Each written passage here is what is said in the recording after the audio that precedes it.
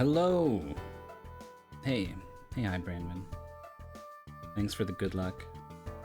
Oh, that's your emote. Nice. It's got like the angel wing and the demon wing thing going on.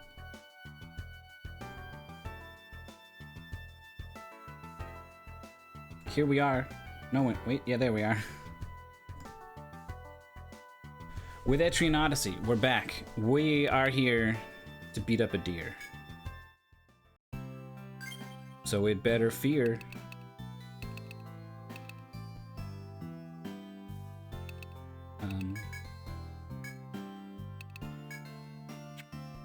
Becoming a smear on the ground of this forest, because I'm about to smash it with these bone staves. We know it's there. We checked. It did respawn. It's back. But I don't want to... I want these staves. And I don't want to walk around in the dungeon or stay at the inn over and over to respawn them. And I don't think they really give that much experience. So I don't know. Maybe I'll be sad. Maybe I'll have to kill like 20 deers. And the experience from all of them will add up to like, I could have had a whole level. But instead I was resetting after each one.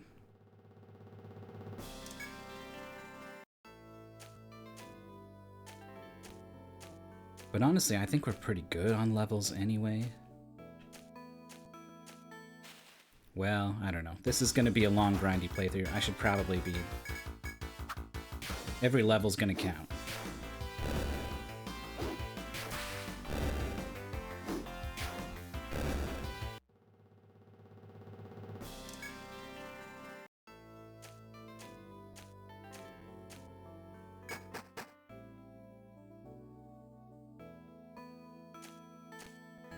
So this is a deer and a bull. I don't know if the bull has a rare... Oh yeah, I think it only has the one drop. So I think we kind of don't care about it. And if I am going to be resetting, I don't care about the experience it gives.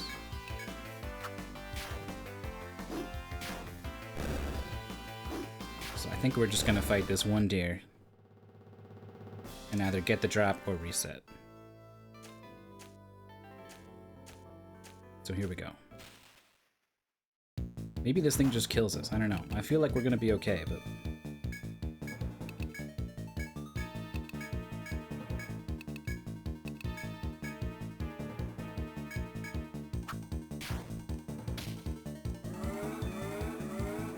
Randman confused, I think is gonna be okay.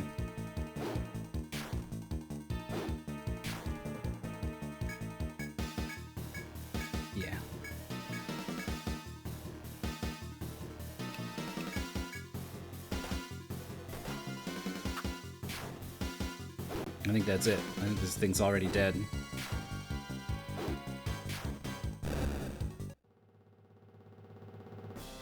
Orin. It's not what we want to see. How do I reset the simulator? System, reset. So it's gonna be like this. For I don't know how long. How uncommon is an uncommon drop? We're gonna find out.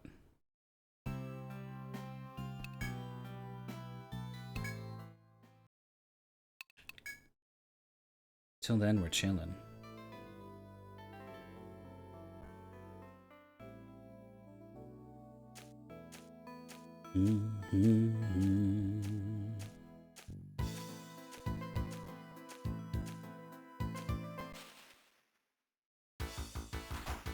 I was looking into the survivalist party that I'm gonna make to gather materials in the dungeon safely. Their ambush ability takes 3 skill points to unlock. So 2 up in agility. 2 in agility up, and then 1 point in ambush. And the first point gives a 16% chance to get a preemptive attack. and it stacks with other survivalists, according to one source I saw. So I think I can put my first 3 skill points into 1 point of ambush for all 5 to immediately get an 80% chance to preemptive any single battle.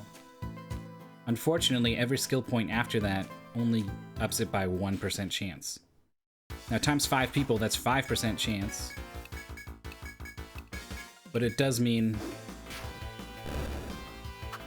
I need like 3 or 4 extra levels for the whole party to hit 100% chance preemptive attack. But then once I do that, first of all, preemptives always overwrite blindsides, so the enemies never get to get the drop on me.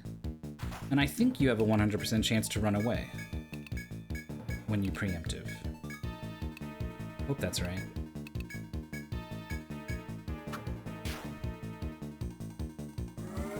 So I should be able to just run away from every encounter, no matter how deep into the dungeon I go. But then I still need a couple more levels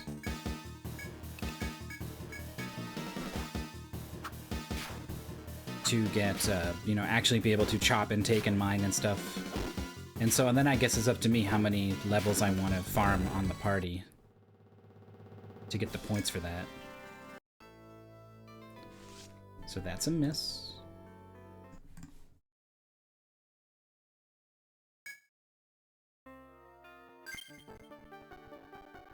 Whoa. It got pretty chunky on the load.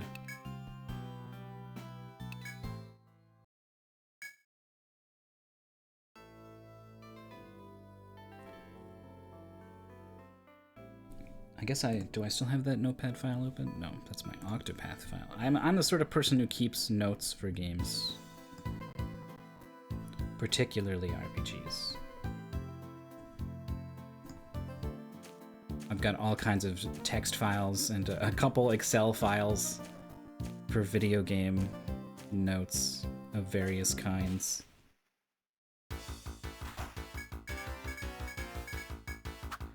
So I need about 3 points in agility up and 5 points in ambush.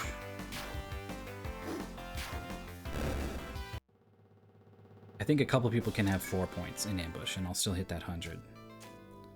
But that's about what I need. So that's level 6. And then if I want 5 and chop, mine, and take, that's another 15 levels. So, I mean, level 21... it's kind of a lot of levels.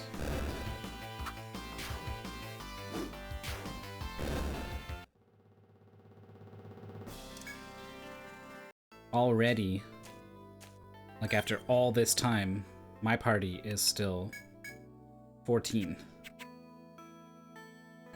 After like 10 hours of gameplay or whatever. So that's kind of unfortunate. I can maximize that ambush early and guarantee I never have to fight anything I don't want to fight.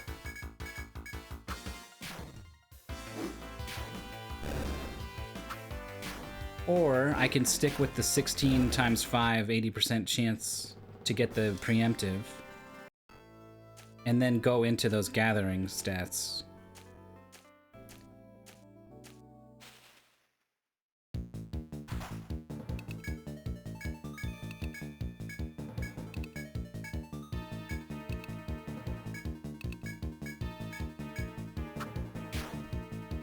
Yeah, I'm pretty sure chop, mine, take, all stack.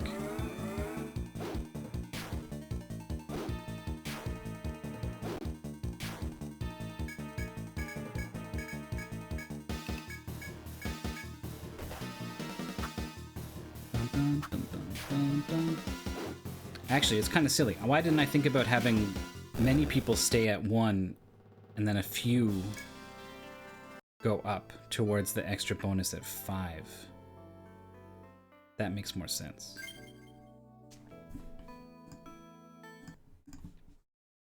Maybe even have one person go all the way to 10 or something.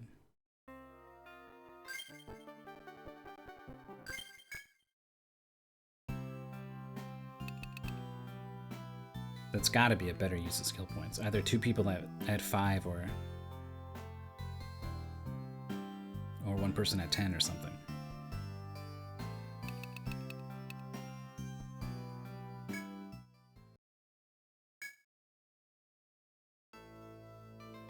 I'll have to look into it, but it is kind of a lot of levels. I think, need to fight a lot of battles with that party. Thankfully, even without any healing whatsoever with a party of 5 survivalists, they're gonna get preemptive attacks all the time, so I'm just gonna be able to shoot the hell out of whatever before they get a chance to move, and I think it'll be a pretty easy early game grind. Especially if I can buy them a really strong bow right off the bat, right?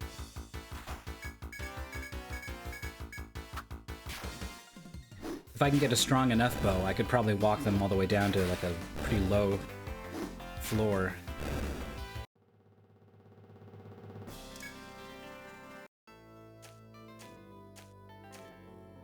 And jumpstart their leveling.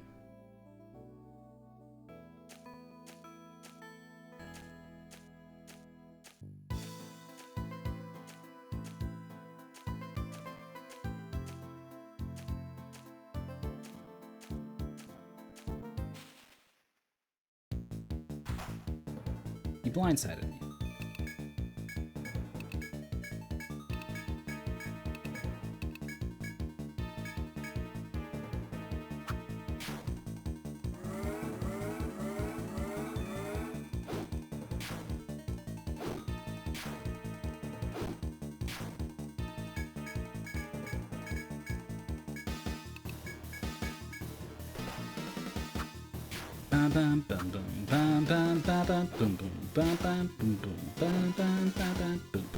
He's dead. Let's see it. Horn. Regular horn. Apparently, so a pretty good source of information on this game, surprisingly, comes from a Let's Play archive website.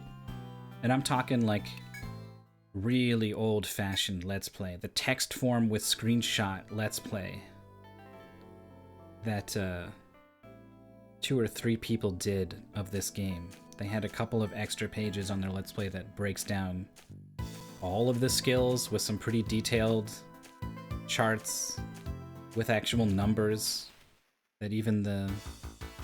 Yeah, like something awful. Even the actual like fandom wiki website does not give you these numbers that this website does. It's a game facts guide that gives you some of the numbers.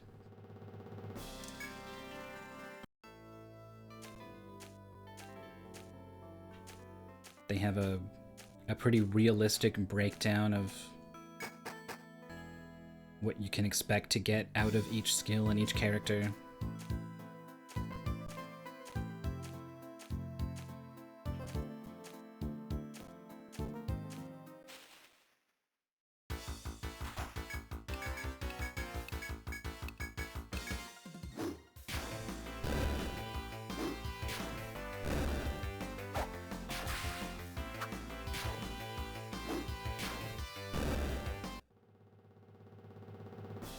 Anyway, for their Let's Play, they used a couple of, I think, action replay codes. One of which unlocked Ronin and Hexer from the get-go, so that they could have those in their party, just for fun. And one that let you choose a drop from an enemy.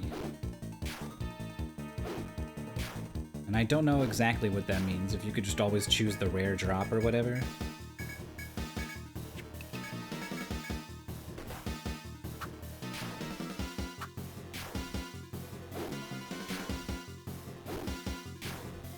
And I thought action replay codes just messed with like variables in the game. So how would that even work?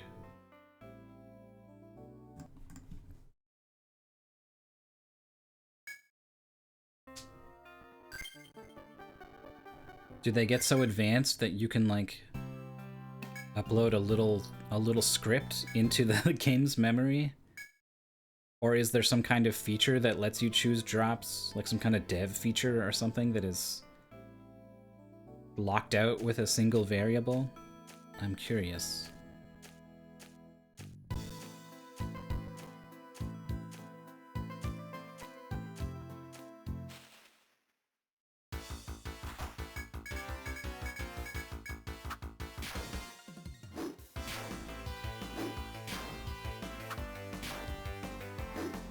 The code forced a drop and then had a joker. It triggers with different key presses and would choose common, uncommon, rare. I'm not familiar with the term joker in this context.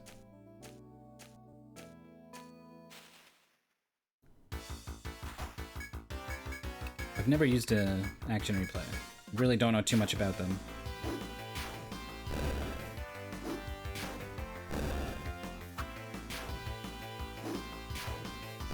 I think they also were using this code because the drop rate is just bad in general.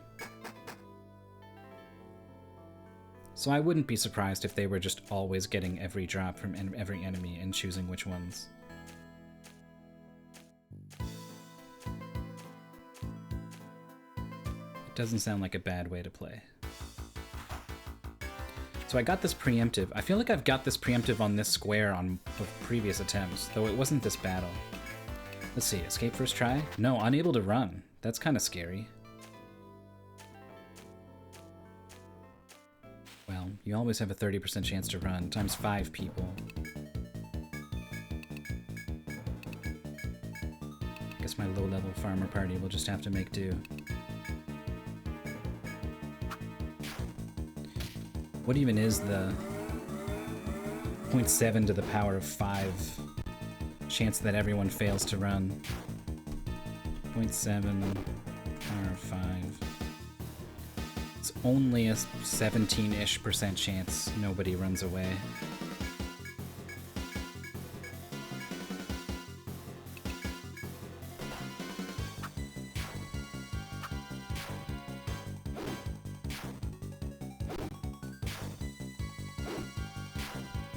Alright, give me the drop. It's not the drop. 19 experience every single one of these gives me. That's not a lot.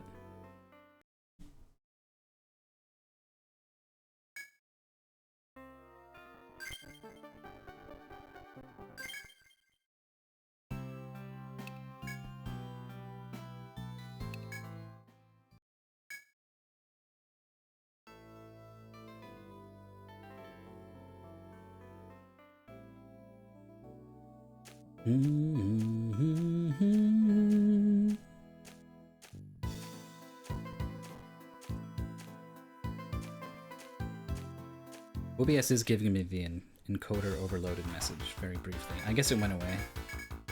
Just a stutter.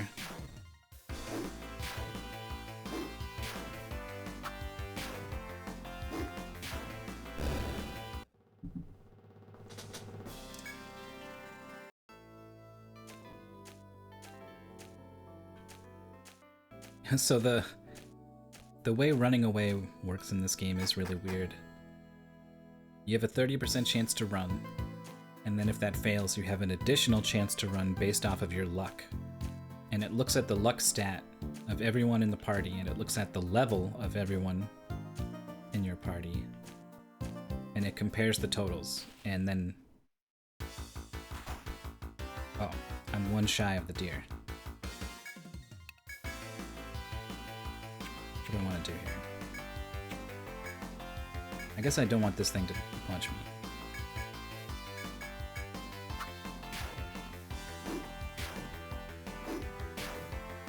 Oh, you know what? I bet with the 2 back rows, maybe I could have just killed the deer with 1 front row. And now the big guy's here, so that can happen. That's a thing. Alright, let's kill that.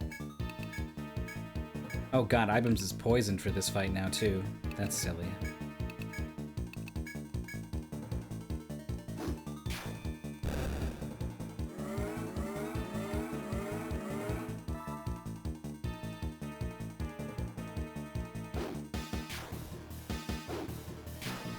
gonna be a whole extra round of combat, too.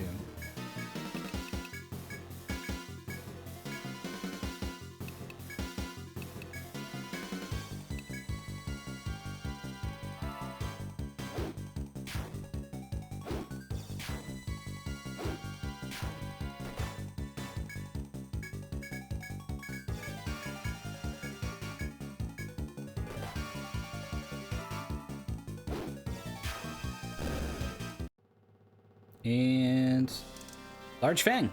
Is that what I want? That's what I want. All right, we did it.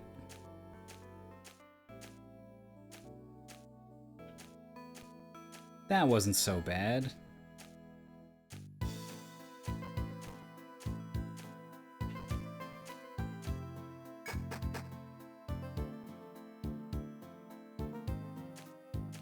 See what kind of damage increase this is. I guess it's going to be about a 10 damage increase. I think is how it works. And a 20 damage increase to Caduceus. Sort of. I don't know.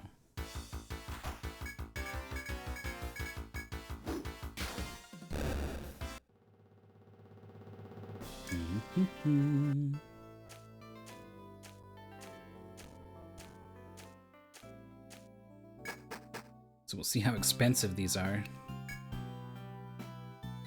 Oh, you're the wrong person. Shilika.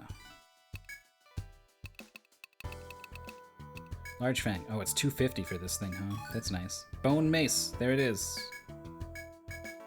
That's what it's all about. 15 attack, 7 hit points. I can get a lot of these. 1, 2, 3. The 7 hit points is good for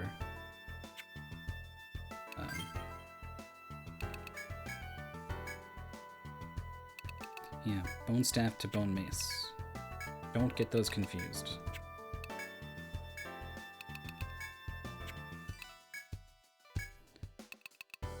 Randman can have the other one.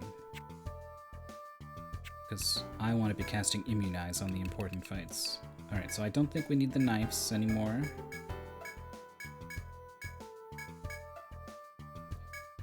That's a bone staff. And that's enough money for another one. This doesn't even leave us enough for the inn.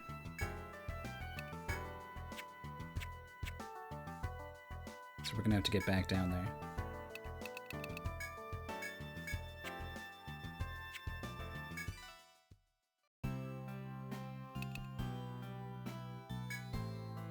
And we're gonna save.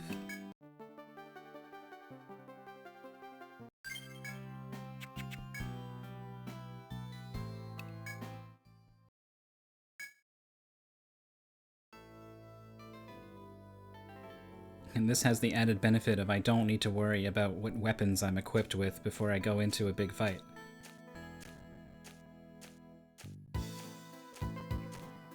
I am safe from my own addled, distracted brain. If slightly. 58. Chonk. Just chonked him. That was a more than 10 damage increase?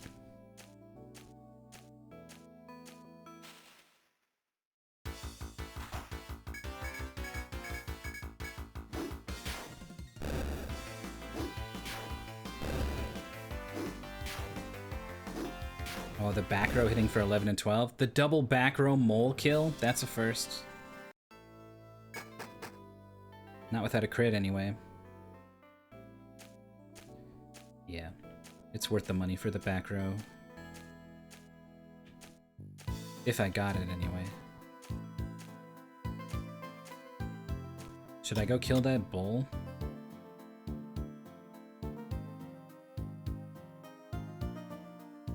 Let me go check how much experience it gives. I bet I can just smash this deer now. Hey, Andy.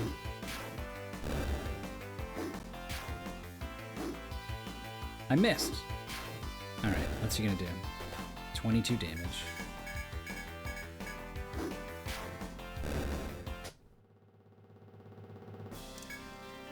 Vorfellas, one gal. We got a lot of gals, actually. If you are considering the fiction of the game. 1. I think this is 2 and 3. I don't know. Kind of up for debate, really.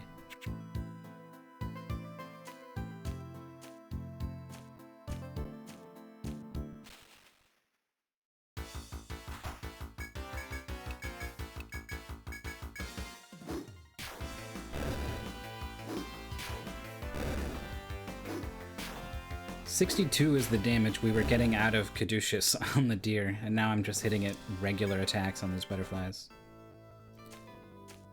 You bought 3 HD, and now you're really happy you bought it on PC, because it's so much better drawing the map with the mouse. Word. Yeah, some people have said the drawing the map on the sticks was just really weird for them.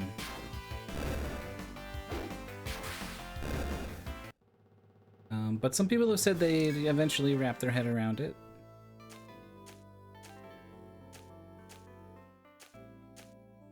I'm also doing controller and mouse. Alright, so we're pretty strong, but I guess I'll heal before this guy. Do the responsible thing.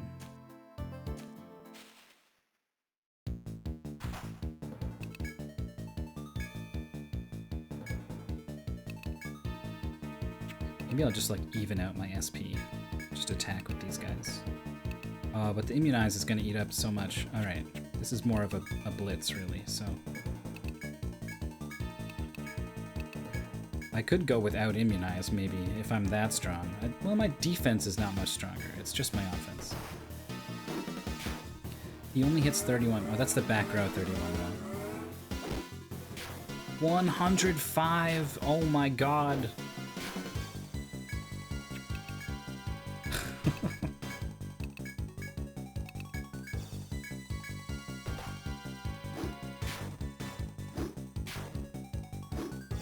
Yeah, we kind of didn't need the immunize, huh? It would have been better to just heal off the damage the bull did. Alright, we're strong. We're strong and life is good. Hey, Kayarai.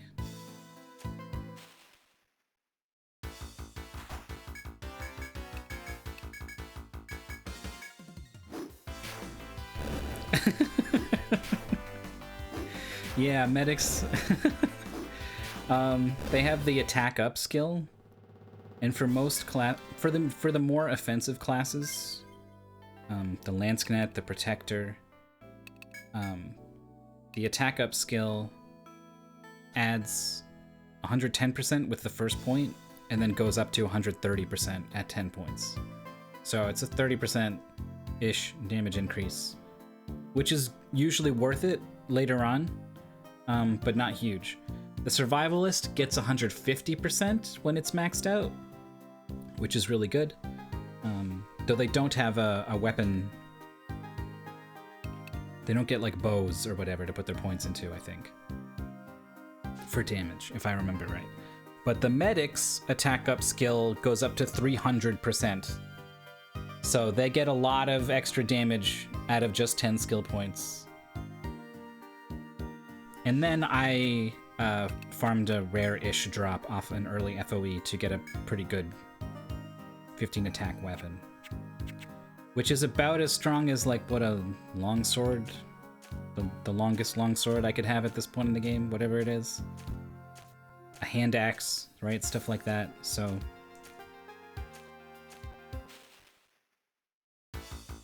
Compensating for their low strength is this gigantic skill, and then I've found a good weapon that also puts them on par.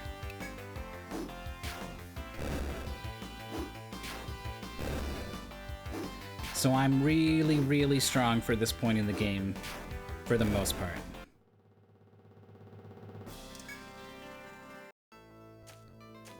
But I suspect anytime I go a long while before finding a new mace to wield, I'm gonna really not start to do a lot of damage. Anytime I run up against anything that resists bash attacks, my damage is gonna go way down, and I'm not gonna be able to do much about it.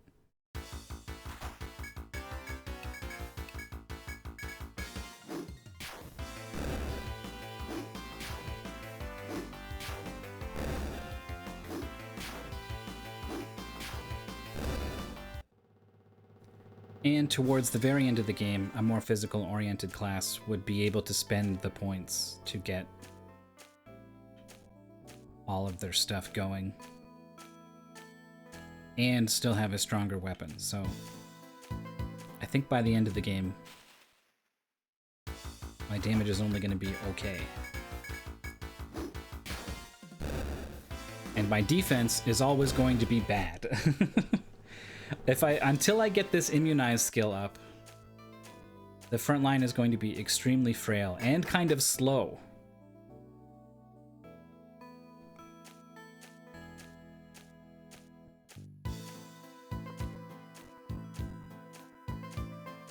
So I don't have another immunize to use. I burned through all of my TP.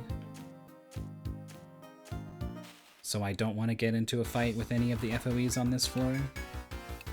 Alright, time to find out how this goes. Do I one-shot these guys? Well, not the back row. 38. Nope. So the new weapons don't really change this fight at all. Unless this kills. Okay.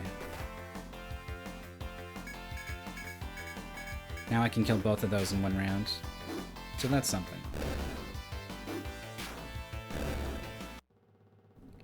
Do I fight Primeval? Is that the, like, 6th floor stratum super guy at the end? I really don't know.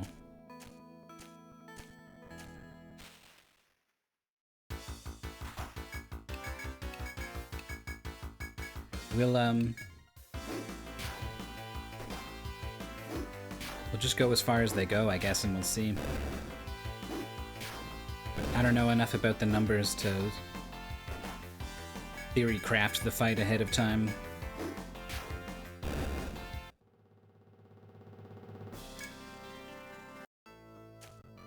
Alright, so we're gonna dip through the shortcut.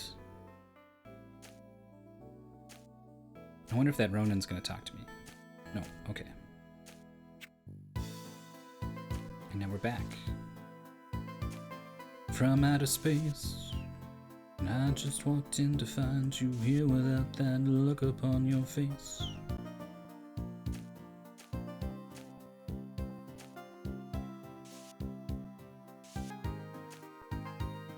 I kind of want to get the other shortcut, I guess. That seems to make sense.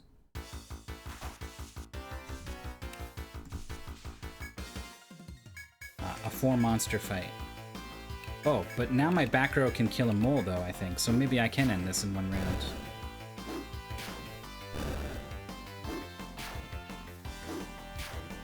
Ah, I rolled low. The mole lives. Although my speed is so dang high that the moths don't really get their turn very often anymore.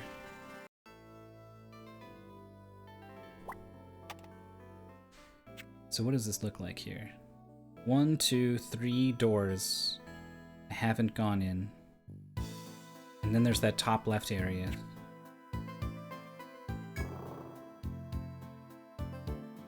So I haven't done a proper speedrun grind in a long time. The game that got me into speedrunning was an old NES game. The namesake of, like, my display and, like, this guy here is an old NES game called Kabuki Quantum Fighter. It's a platformer game.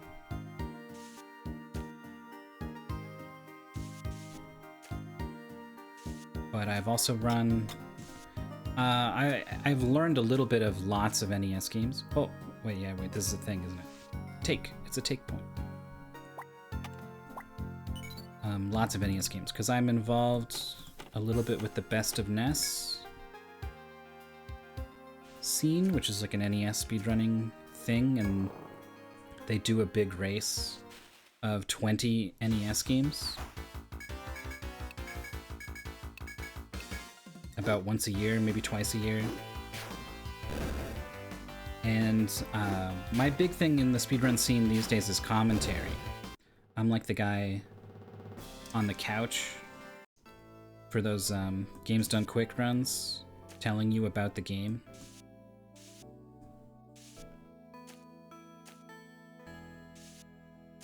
So I will usually commentate the Big 20 race, and then that means I need to know a little bit about how to speedrun 20 NES games. And I've commentated that, oh god, I have been trapped by a fiend.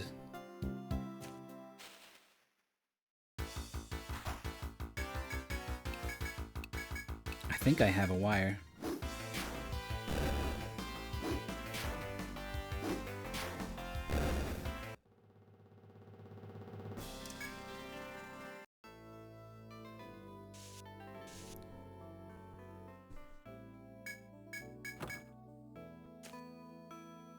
Yeah, it's coming. There's not much I can do about this. So, without immunize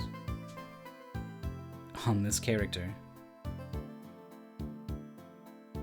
Oh, by the way, does anyone remember what that treasure chest had? I was yakking. I totally forget. Let me know what it was. I'm gonna get out of here, I guess. I don't want to fight this guy.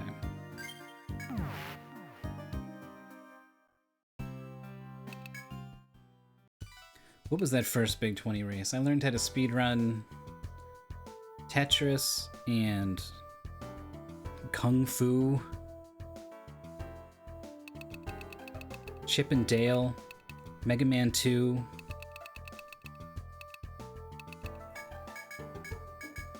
Super Mario Brothers 1, 2, 3.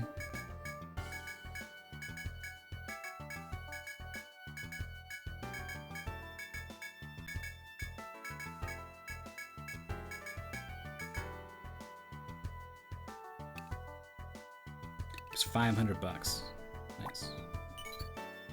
That's good, because I need to use the inn.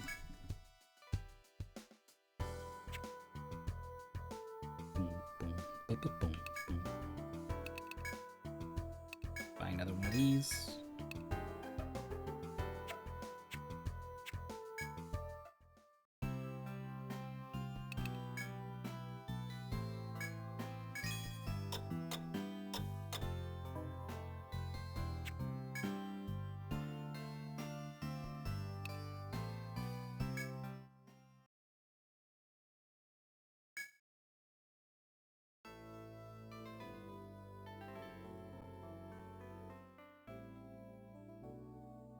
Clip functionality as instant replay.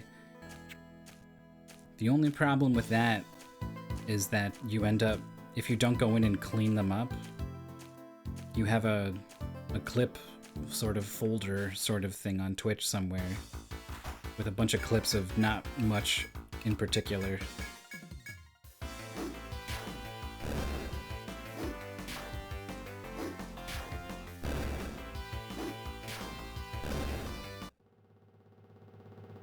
Other games I speedran Doom, classic Doom. I learned the first 3 episodes. Got like a 20-ish minute time in that. I learned to speedrun Gauntlet on the NES and did a co-op run. A 2-player co-op run with Fiesel.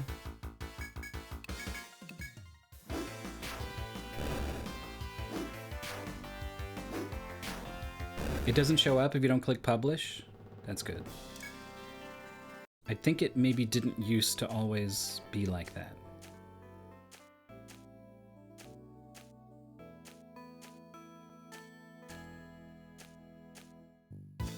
Just sort of anecdotally.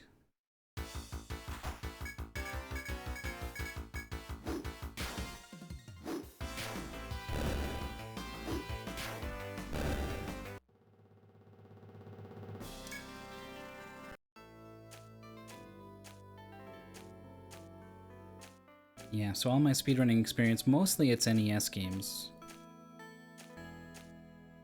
It's pretty much all retro games, except for blind speedrunning. This is a really cool form of speedrunning, where you have never played the game before. You are trying to figure out how to play the game at all, while also trying to figure out how to go quickly in the game. So there's a community, the mystery community, where they do a lot of blind racing, and they have a big tournament, the mystery tournament. They stream the finals of the mystery tournament on the Games Done Quick channel. Mega Man, Castlevania, Shantae. Yeah. There's also a bit of a computery sort of thing. Like, the plot is wild. You are an army guy whose mind is uploaded into a military satellite in order to fight a virus that is inside the satellite. And then when you get in, your astral projection is inside the satellite. You get in there and you're like, hey, you're talking to like mission control, and you're like, I'm a kabuki guy. And they're like, what? And he's like, yeah, no, I got the full getup, I got the hair. And they're like, oh, well, you know, your great-grandfather was that famous kabuki actor. As if that explains everything.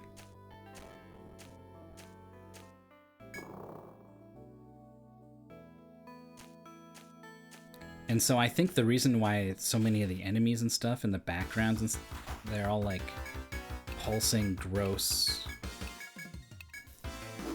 fleshy stuff mixed with cybery, computy stuff. It's because you're a human, your human influence is affecting the satellite. Never finished an S game. If you go back and like let yourself save state at the start of every level or whatever, they become a lot more tolerable.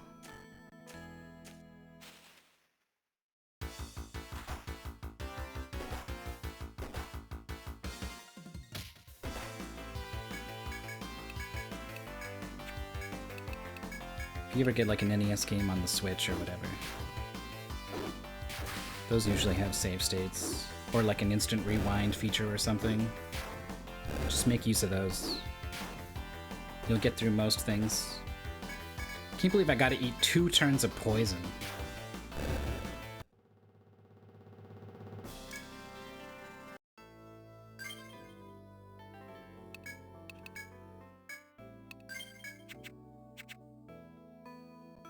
Yeah, the part of NES games that kicks you back to the title screen when you run out of lives or whatever. That's not a interesting sort of difficulty to me.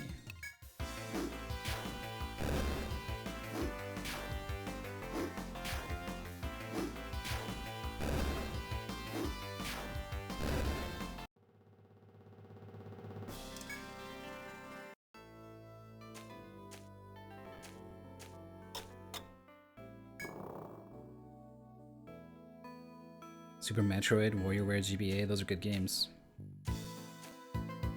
I would not recommend going back and playing the NES Metroid. That's kind of a rough game.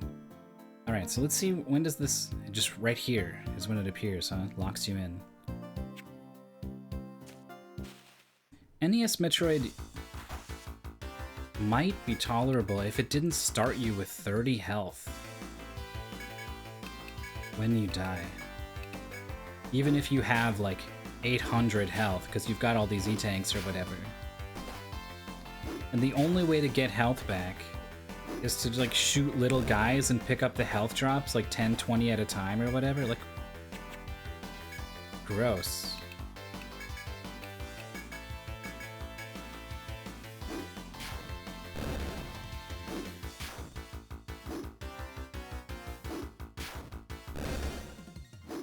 Yeah, Zero Mission's good. I like that one.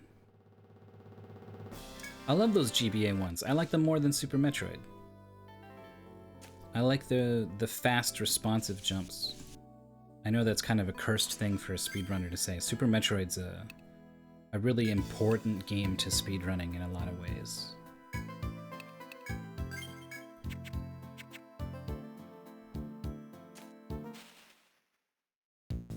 Alright, it's just a rage elope. Shh, I was scared of this thing? Dude, this deer is dead. 1 round. I'm not even gonna immunize.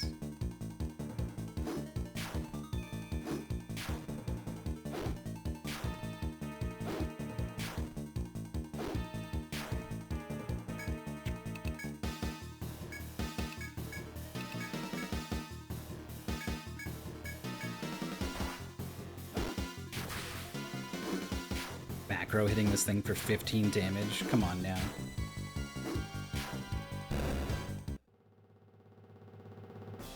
This thing's a regular encounter. Wait, it was worth 59 experience? Is that normal? Yeah, the wall jump is quite finicky.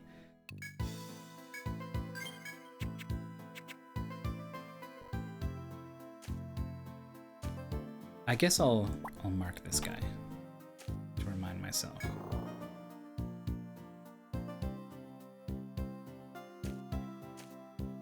Yeah, obviously Super Metroid, not just an important game to speedrunning, right? It was one of the earliest speedrun scenes, speedrun communities. It was one of the first games that someone did a speedrun of, and then someone else also did a speedrun of that game.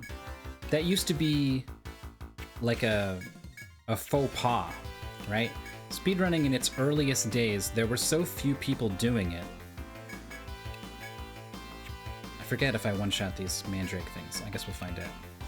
There were so few people speedrunning and so many games that everyone was like, why would you speedrun a game someone else had already speedrun?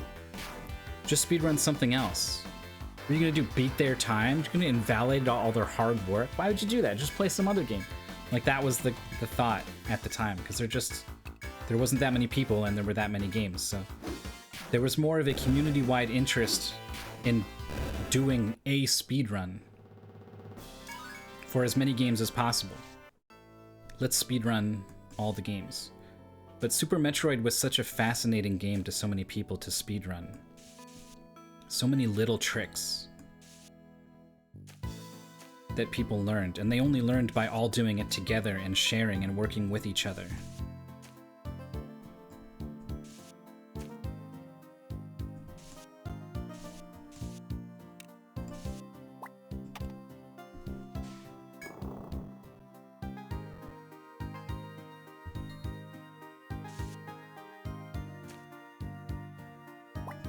Whoops.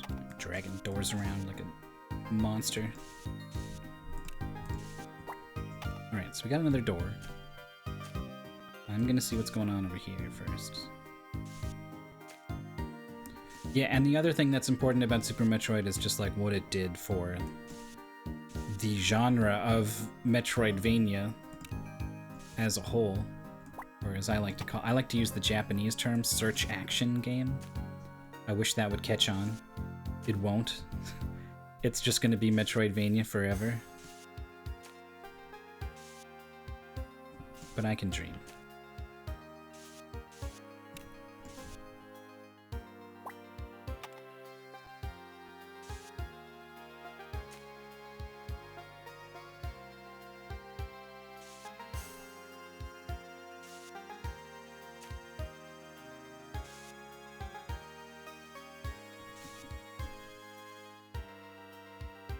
Yeah, Super Mario 64.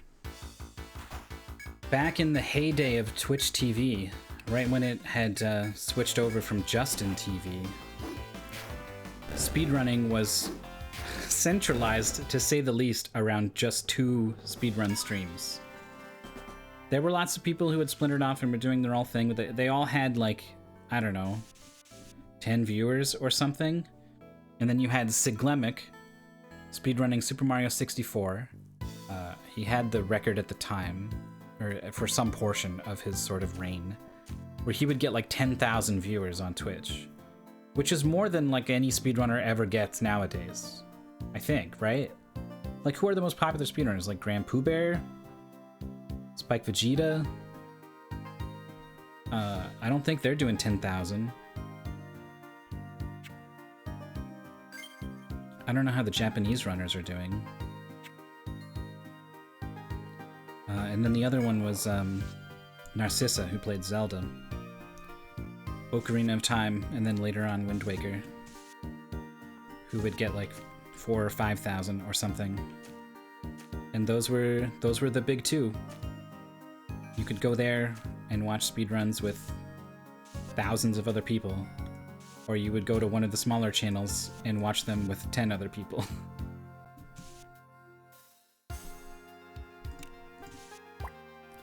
So Super Mario 64, Ocarina of Time, Super Metroid, all huge games for speedrunning. Oh, I don't know what this is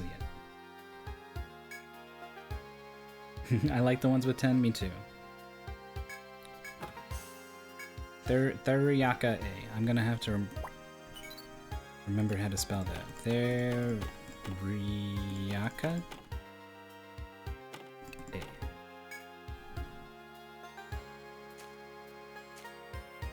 They do run it blindfolded. Blindfolded speedrunning is a whole thing. It's really cool. You use, you develop setups, basically, for everything in the game that you can reproduce without sight. You can, like, run into a corner so that you know after you hold in this direction for a while, I'm definitely in this corner. I know where I am. And then from here, I know it's, you know, 2 backflips and a punch to get to the place where I need to be, sort of thing. It's almost the way that they used to fly spacecraft back in the day. They didn't have visuals on what they were doing. They couldn't see out of anything and be like, oh, we need to turn. They just worked out ahead of time. We're gonna go up for 30 seconds and then we're gonna turn 30 degrees for 20 seconds and then we're gonna, you know, engage thrusters or whatever. It was just a set of commands at a set of times, and they just pray that they did the calculations correctly. Front row is still going for HP. It's not going to be as big an increase as it was to get to level 5, but level 10 though, that'll be something. Immunize gets even better. It's almost incredible. It's already been incredible. I'm gonna go for Max Healer.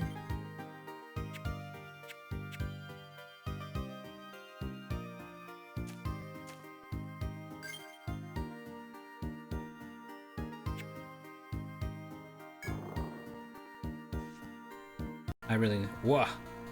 After passing through the door, you reach a clearing. Without warning, an ear-piercing scream sounds out. This is the thing I remember. Followed by the growl of a fierce beast. Mere yards away, a giant wolf is preparing to spring onto an unlucky soldier. The wounded soldier seems to be petrified with horror. You take a step forward. The desire to draw your weapon and rescue the soldier wells up within you. Yes! As you gird yourself for battle, the faint ringing of a bell reaches your ears.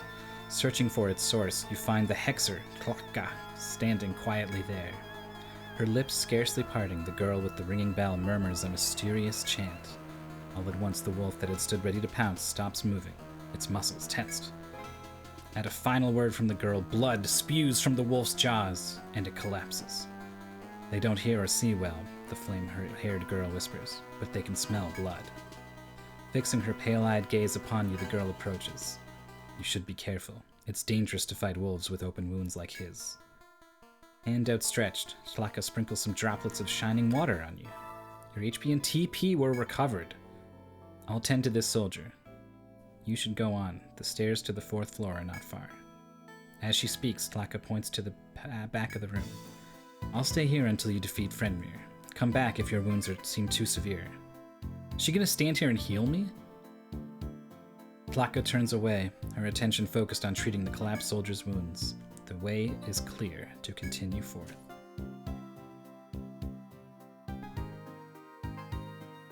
Well.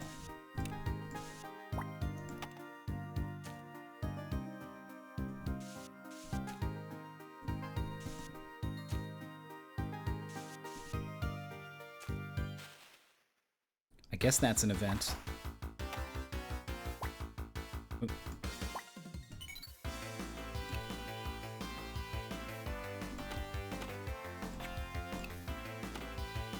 Is there a slash? Nope.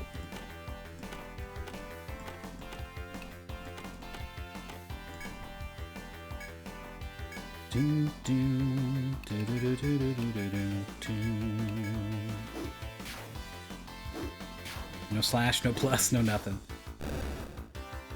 What was I saying? Yeah, the blindfold speedruns, I like seeing the tricks they come up with. It's all about the routing.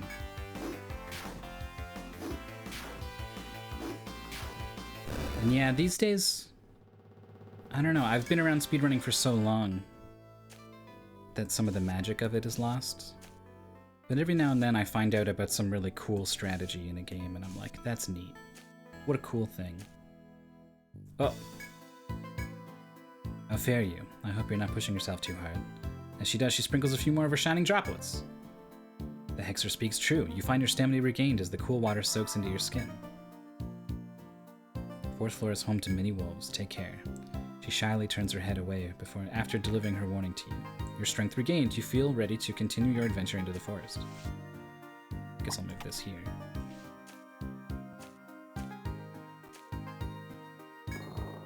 Yeah, I watched the co-op N++ run.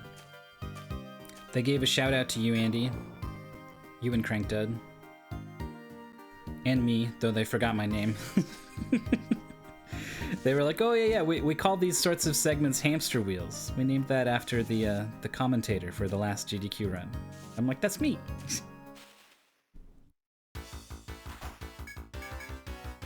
Now I've been yakking away. I have not been paying as close attention to my damage values. Does a front row and a back row take out these things? I think it does, right? Maybe just a front row is good enough. 57 is a lot of damage.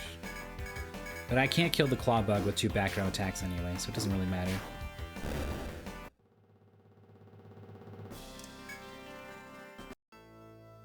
Yeah, the Gauntlet run as well. So Andy and Crankdud's co-op N++ run had a sort of a redo. It was a different set of levels, but it was another co-op run. And they shouted them out and me out. And then Chest Jerk, also with Yelsrick, ran Gauntlet co-op, which I ran with Fiesel. And then as part of their commentary, they gave us a shout out as well. So, I guess let's go see the stairs. This battle again, huh?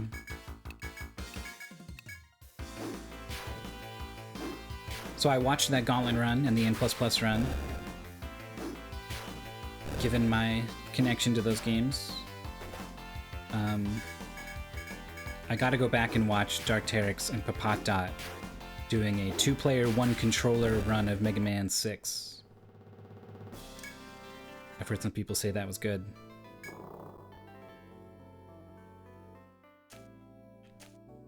And those two are, they're like friends of friends, so. Whenever a friend's gotta run into Games Done Quick,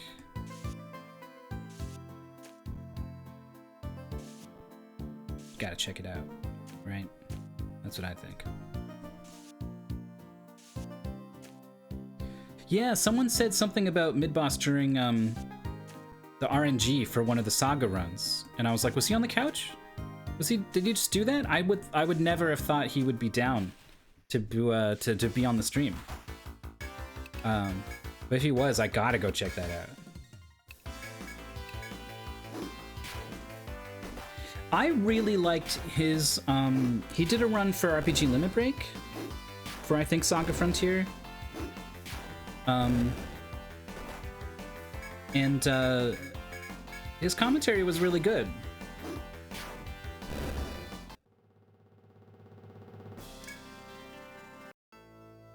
I remember he was co-commentating with kind of a lot of people. He just had a lot of people on. Doesn't surprise me that he really wanted a really sort of friendly, people hanging out sort of vibe to his run. But I remember thinking, I wish I could hear Midboss talk more. He's doing a great job.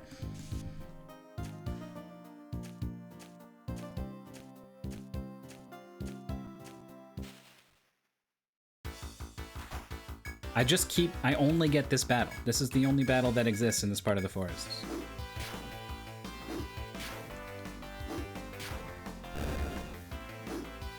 Seven or 8 in the morning, that is the... You would think there would be some people who would wake up by 7 or 8 in the morning. But the type of person who goes to a speedrun convention is the kind of person who does not wake up at 7 or 8 in the morning. There is a comically few number of people awake in the practice room at that time. There are more people in there at 2 in the morning than there are at 8 in the morning.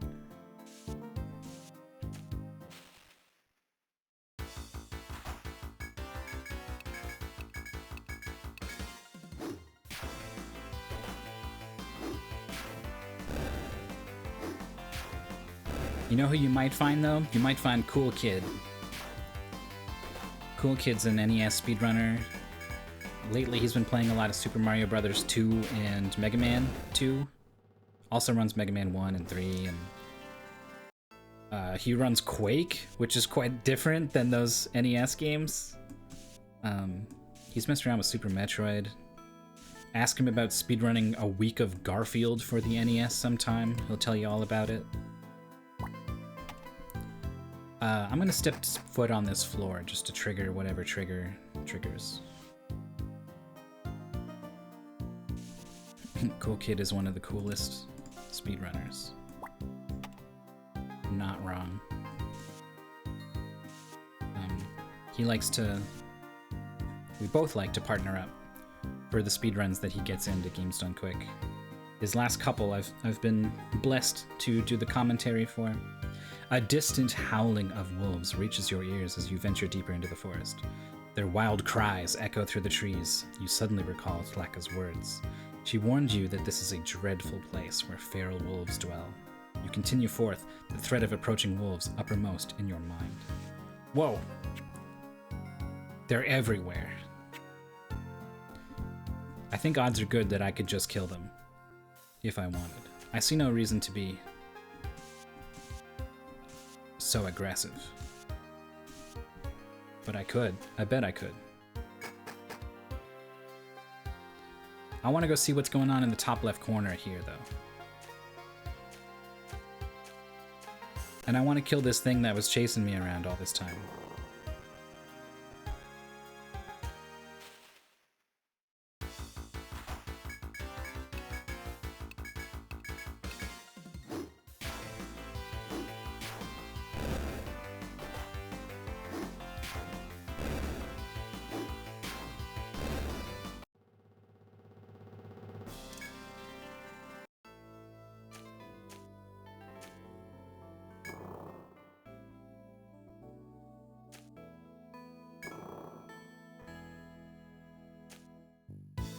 The good thing about this is I can go hog wild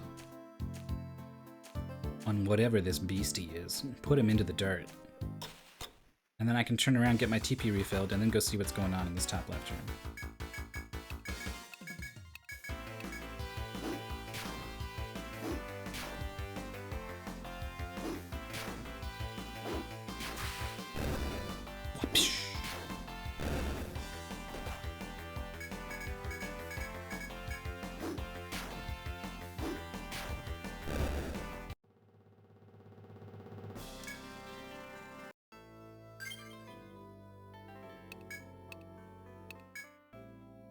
I guess I'll hold on to the cell. Get a little closer. Yeah.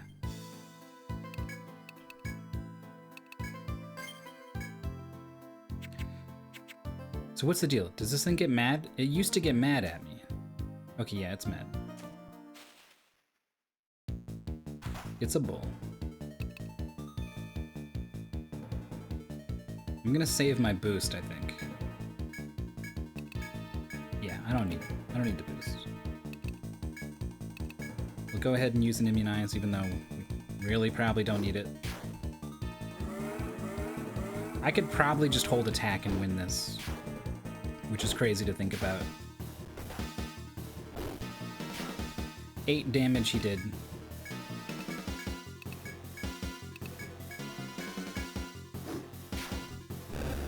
The back row kill.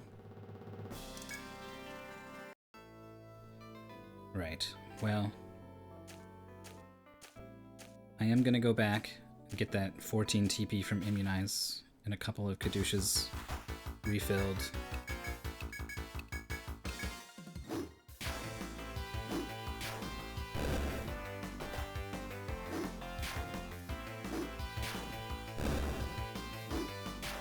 Just because I think, I got a feeling based off the movement patterns, what's in that top left room is 2 mantises. And, one mantis I know I can beat easily, but I don't think I can beat one quickly enough that I will kill it before the other one shows up.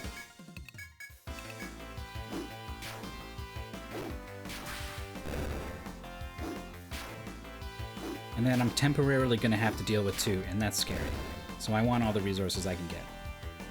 I'm hoping if I just boosty the Kadushi, I will blast apart this first mantis so hard that I will kill it before the other one shows up.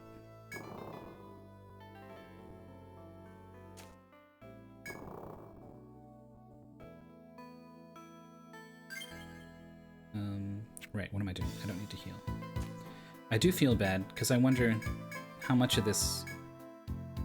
I know, as in terms of game mechanics, she has infinite water droplets to sprinkle on me. I know that.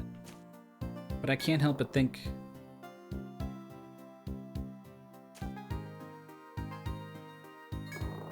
in the fiction, it's some kind of special resource. That it surely can't be unlimited.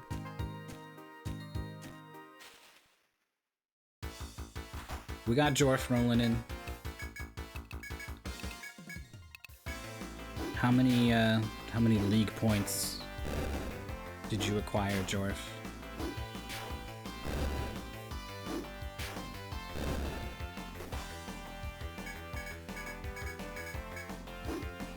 Andy beats you to it. He's in 16th place.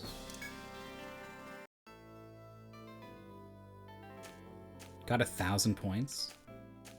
You only get those points, that kind of points, if you're winning super boss fights, I think.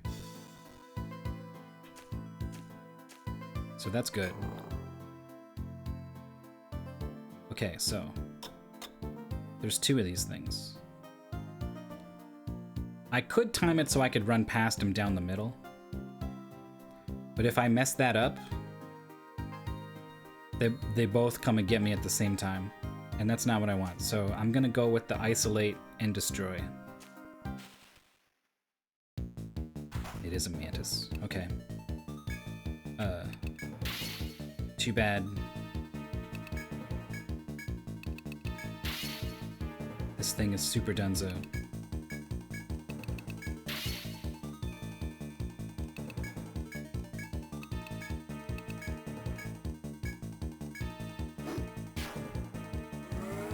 I got the Immunize. 131, come on now.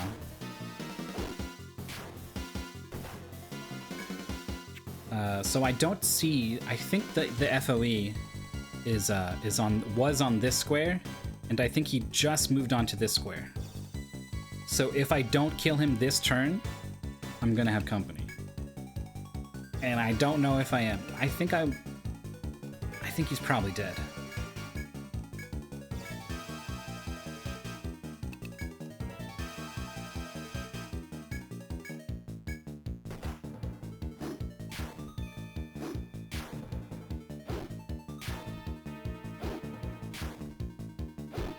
If he joins the fight, we don't need to immunize again. That's true.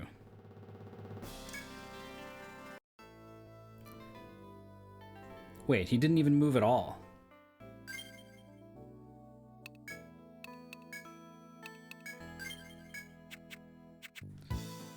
Well, with a free TP on this floor, and my inventory mostly full anyway, I don't care too much.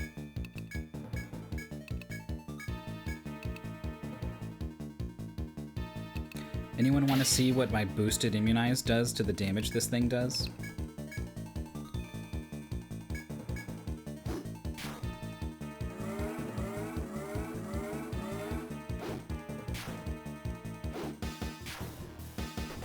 11. uh,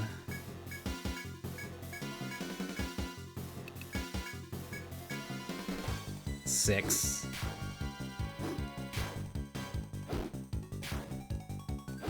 Hey, the shim.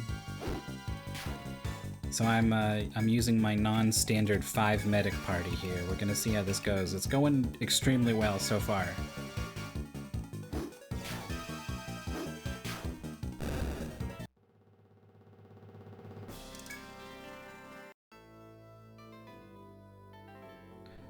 Oh, SEC, I see single character challenge. Nice.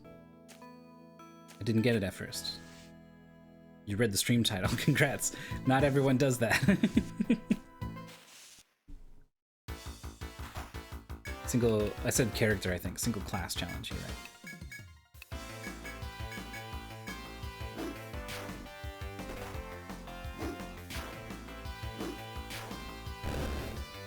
Yeah, I don't, I looked up some stuff to see, like, how I could do this the best I could. Just like looking up the skills and the values and stuff. But I'm no pro, that's for sure.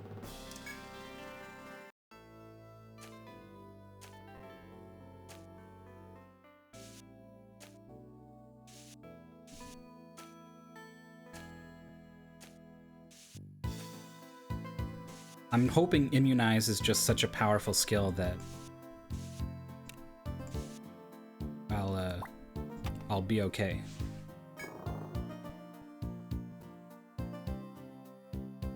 Doesn't give you any missed items for medics with needing certain damage kills. Oh, like the conditional drops from enemies? I don't know if I'm ever gonna have a way to inflict binds on enemies. That's pretty rare in this game, I think, conditional drops from binds. I think most of the conditional drops are elemental stuff, and so I could get the oils. This was Dryzalizer who pointed this out to me last time. I can put the elemental oils, I think, on a staff and inflict elemental damage that way to get conditional drops if I need them.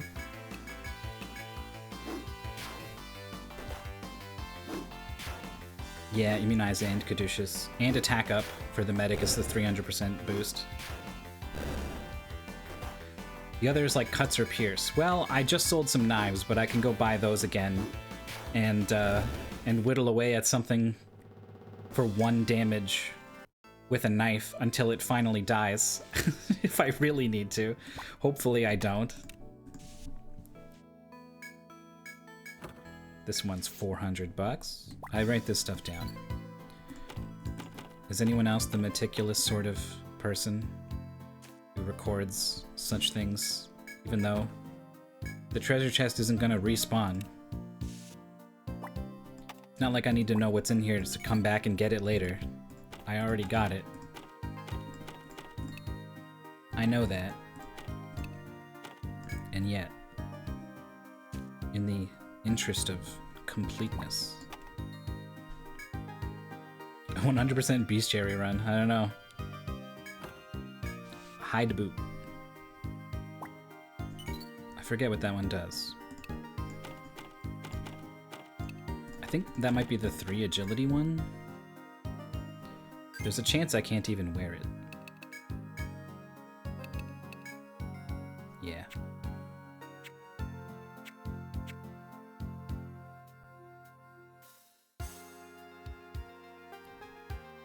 I shifted each of the Roman numerals, yeah. It was inefficient.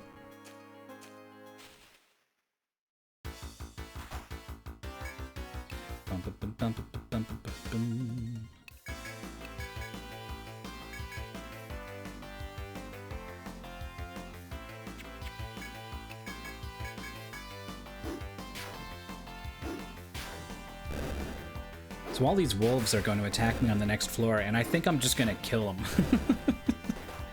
I think I'm just going to roll up and smack them. I just got at least $1,800 just from those 2 scythe drops. Two scythe drops alone. That's probably an amount of money. That means it should just be totally fine for me to be using warp wires. Spending 100 just for the convenience of not having to walk out. I think the money from those is enough to finally make that worth my while. So let's just get ourselves topped up.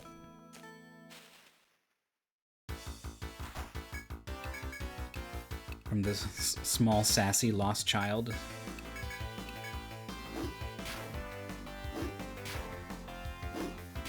And keep going till our inventory is full. Which might be very soon.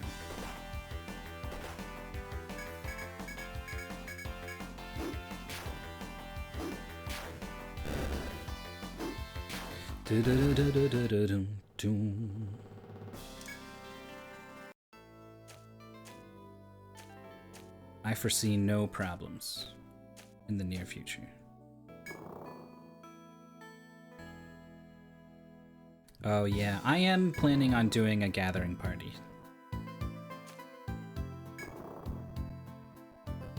Regardless of what common thought is on what satisfies a single class challenge.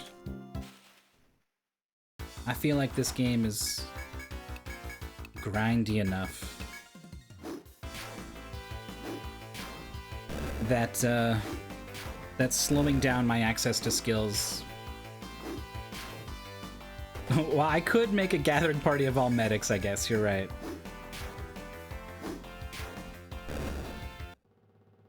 You spent 3 days getting the rare drop from the post-game Ice Dragon. Party MVP. Everyone's... Well, to be honest, Branwen doesn't have something as good as the others to do in the big fights. Branwen is old reliable. Branwen's got the salve. The low TP, high HP, full party heal that I can rely on to keep me topped up. Right, so I think how this works is the wolves all patrol around, and then the moment you get in a fight with one, it's on. So let's see how this goes. A wolf has appeared.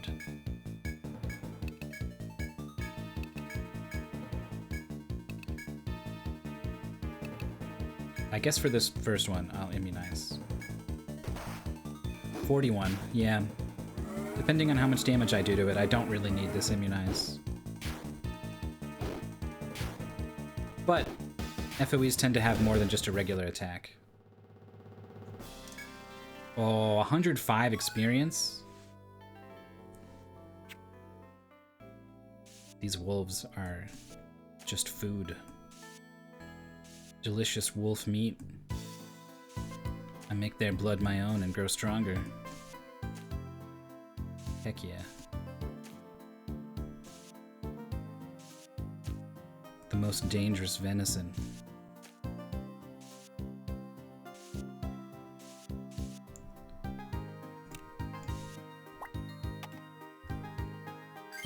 I should probably heal though.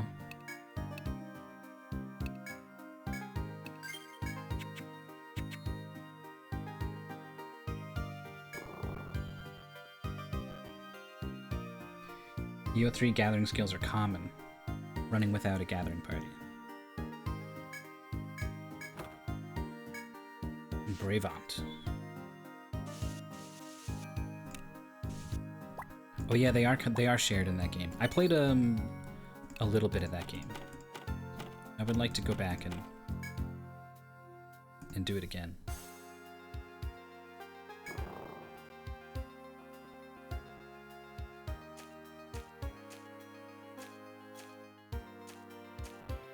From what I know about Final Fantasy Tactics Single Class Challenge, it's kind of hilarious that one of the most broken jobs in general is the calculator. It just gets to cast super powerful, damaging, and status effect spells more or less on every enemy from anywhere on the map. But it needs to learn other skills to do that. It needs to learn Holy from White Mage or Flare from Black Mage or something. And if you have only the one class, you don't get to do that. So actually what the calculator does is just smack things with like the weakest weapon type in the game, with the weakest stats in the game. And the strongest class becomes one of the worst.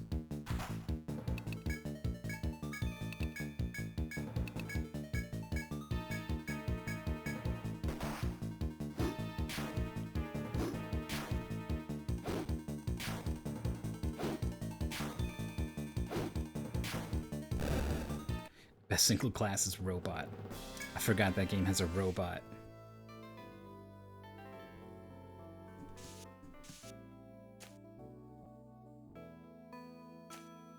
I feel pretty strong, y'all. I'm pretty sure this first boss of this first stratum, I feel like I could already beat him. And I'm only gonna be stronger by the time I get there.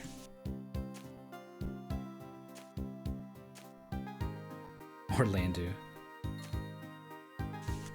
That dude's pretty strong.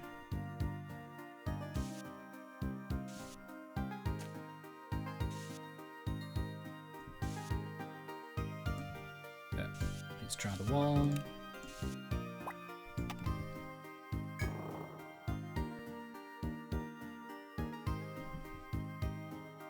Oh, it's a single square mining point. Curious.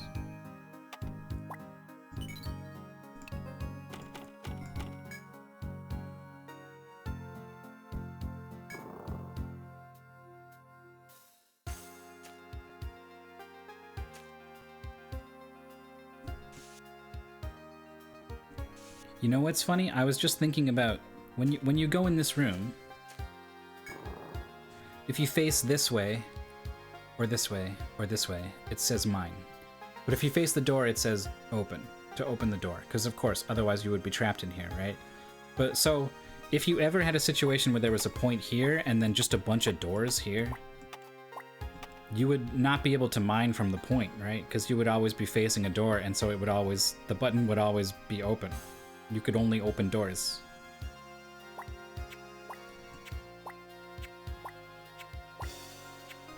It's like the kind of thing someone would run into if they were making a ROM hack or something. Are there any Etrian Odyssey ROM hacks? Oh, that wolf's going a different direction. Oh. They're all going, they're scared. They should be.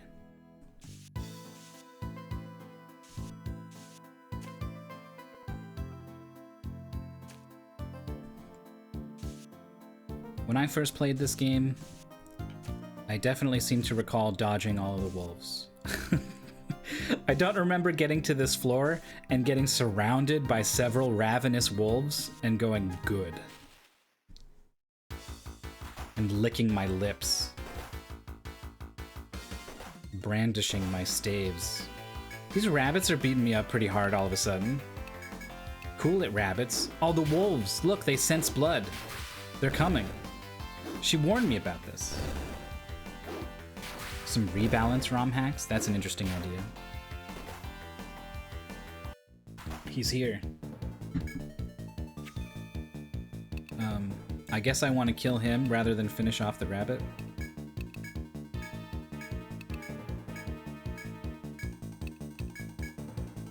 I guess these wolves are supposed to be beatable when you first get here.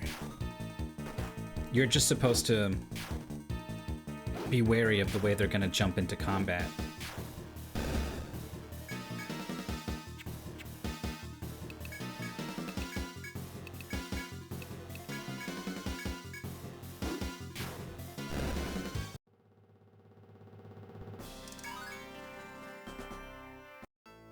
There's an Etrian mystery dungeon?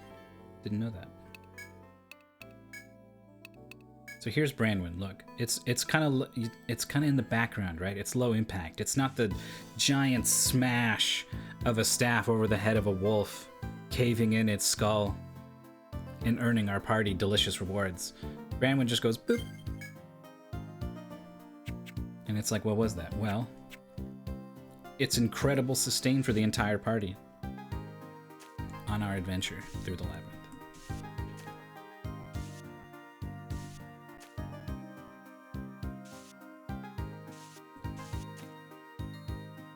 The quiet, consistent supporter. Improving the descriptions of skills is a good one.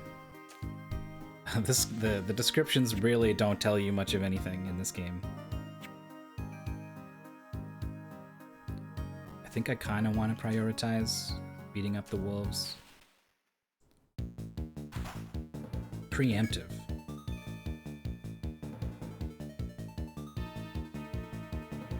Whatever, just kill him. I was debating not using Caduceus. Is it Caduceus or Caduceus? Or something else? Caduceus. We are already level 16. We've gained 2 levels. We got a stiff hide, which is some kind of rarer drop from the wolves, I believe.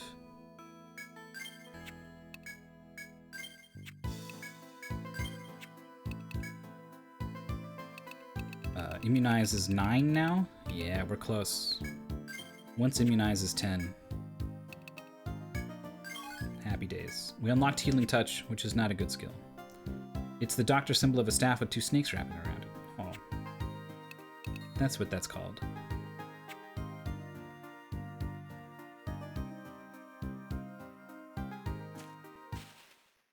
Are there even any wolves left after this?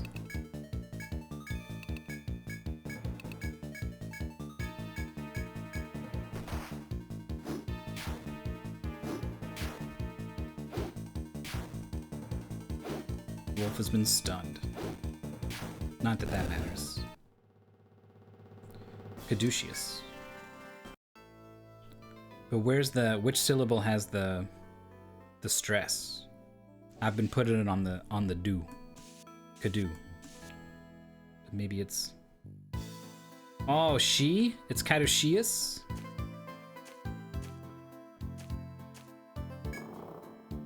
That's less fun to say. No, do. Okay. Hey, Jay the Storyteller. Yeah, it's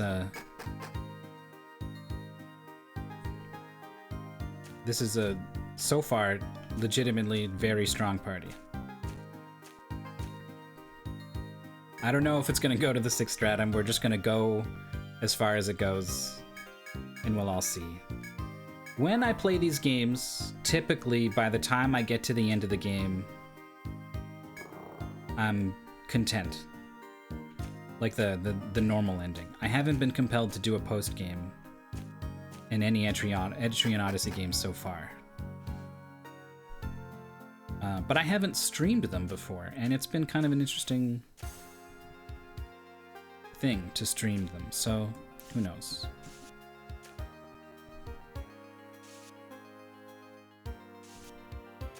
Yeah, I mean, I've latched onto Caduce pretty good too as well.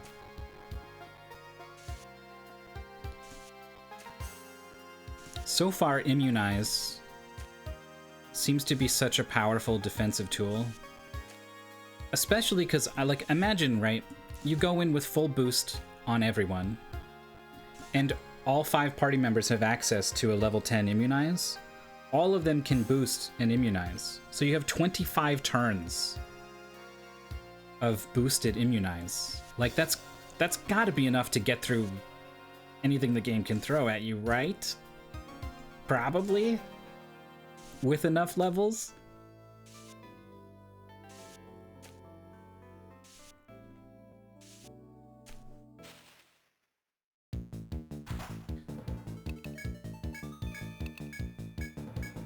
Even Prime. So I've never fought this guy. I don't know what he's about. I don't know what the numbers look like. I have no idea. I have no idea. If you tell me it'll never happen, then I'm willing to believe you. Though I'd still probably want to see it for myself. If I had the chance. Again, maybe maybe I get so worn out by the time I beat whatever the regular boss is. I'm like, I'm good. Yeah, a boosted immunize is 90% damage reduction to everything.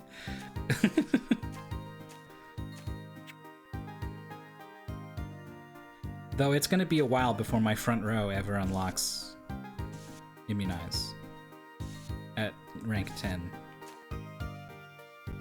Like, that would be a lot of levels. I was thinking about giving them patch up, but now that I think about it, maybe I want them to have that immunize. Just for the boss fight. I mean, it's so far away, I don't gotta worry about it right now.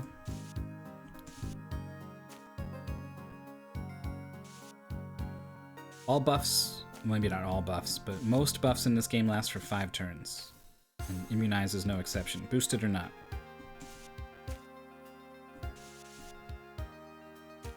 And, yeah, well, I am emulating this, but it is the DS version.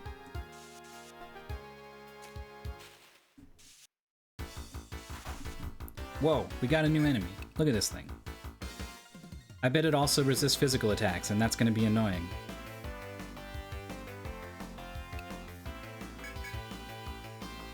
Do I even care about... Let's just all beat it up.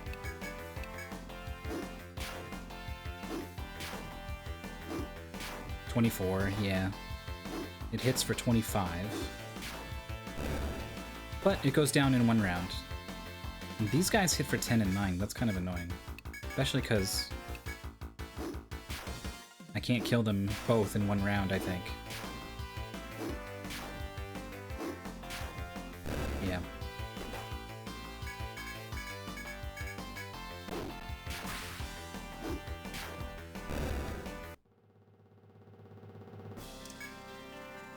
Got some thorns and some hard shells. Alright, so we're all full up. The bad stuff's at the bottom. Can I jump faster? I can. Just get rid of these. Clawfly, thorn. And nothing going on in this dead end. Let's get out of here.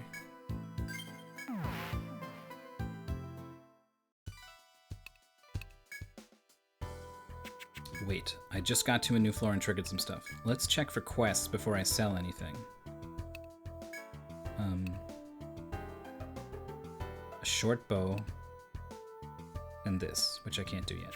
There is a quest here. Alchemist welcome. Hoping someone would. Restaurant from Jackson Restaurant, but well, it's a strange one. Requesting a person, not a thing. He wants an alchemist who knows the fire formula. Want.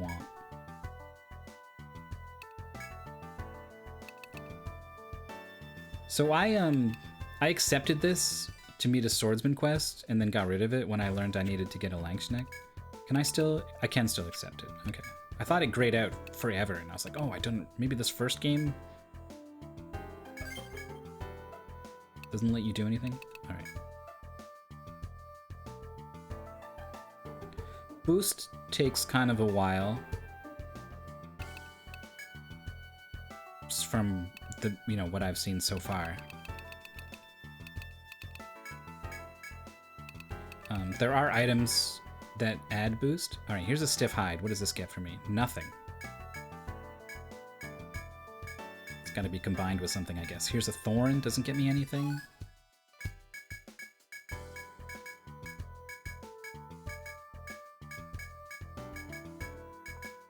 Yeah, there's a kid who's like, he's dying, and he just wants to see a Langschneck, and I'm like, sorry. That's not me. That's not what we do. Can we press Y? It's the same. There's no mass cell in this one, I think. Correct me if I'm wrong, because boy, would I love to be corrected on this, but I think in this game you gotta sell them one by one.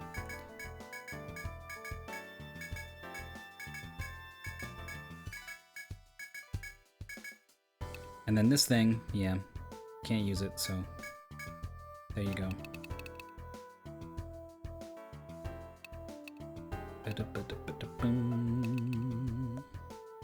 What am I gonna do with this stuff? I guess 100's like a pretty good heal. And my HP is just high enough that this might matter more than a cure spell or something. And this is also pretty good. Oh, it does say Y all. What?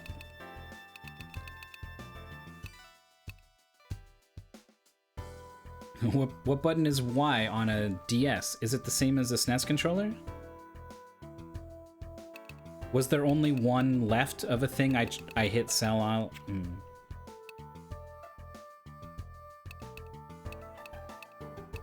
I think I tried to sell all of a thing I had one of. Maybe. Okay, thank you. Thanks for pointing that out.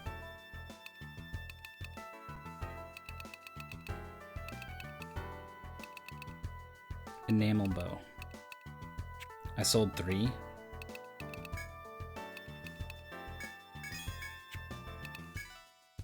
Apologies. Yeah, only protectors. I can wear this, but 1 agility is not better than the stuff I got.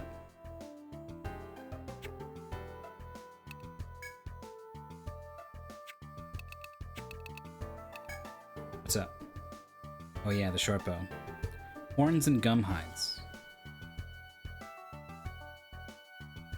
Have I really not got enough gum hides? Are those drops so rare? I was fighting, I think it's rollers that drop it, right? Felt like I fought a lot of them. Oh. Alright, see you, Nico. Thanks for stopping by.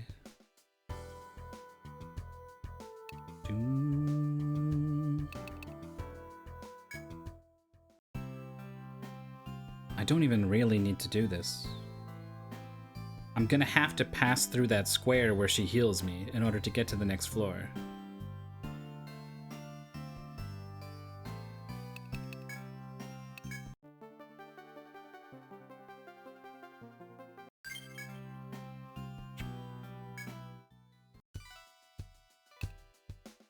And there's nothing I want to farm.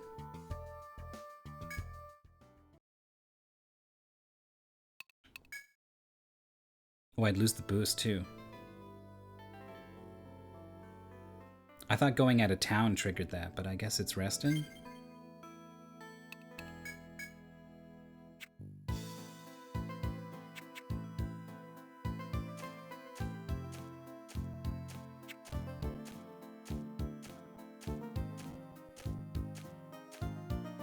Bought a warp wire, right? I think I did.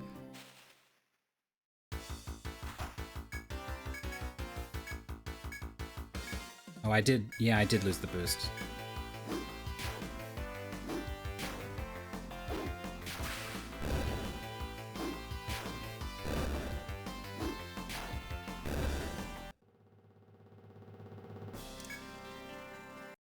I can't make super good use of boost.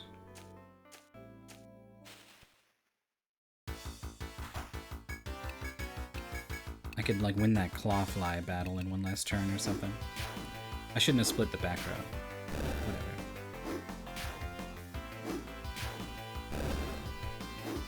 I'm distracted. I've got this new problem where the chat is active enough that reading it and thinking about everything everyone is saying is distracting me from the game.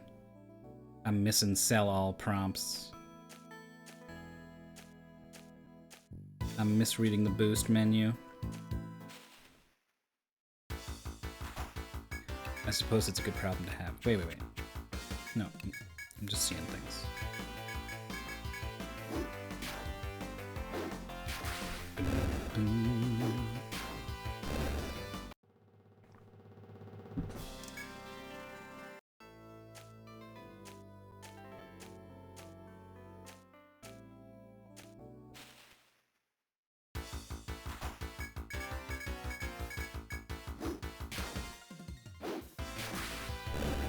Nice.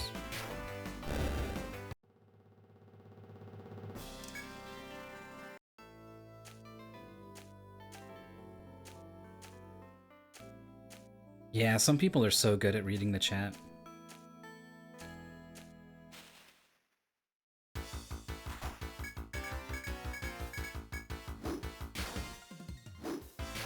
I watch Asai on YouTube. He plays Clone Hero, a rhythm game. And he'll just be tapping out these crazy complex sequences, and then just start responding to something someone said in chat. Not even like a donation message, just a regular chat message.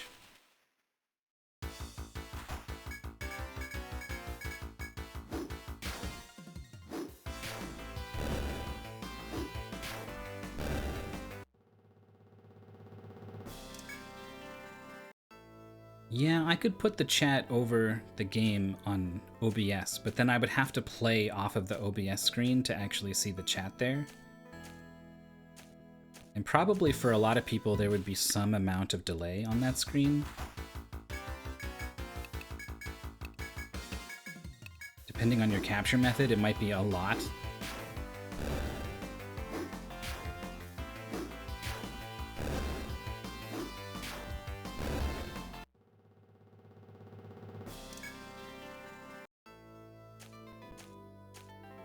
It is memory, except for when he's playing a song he's never played before and he's just sight reading it and talking to his chat. I don't understand it. This deer, I'm so impatient, I'm just gonna kill this deer. Just get out of my way, deer.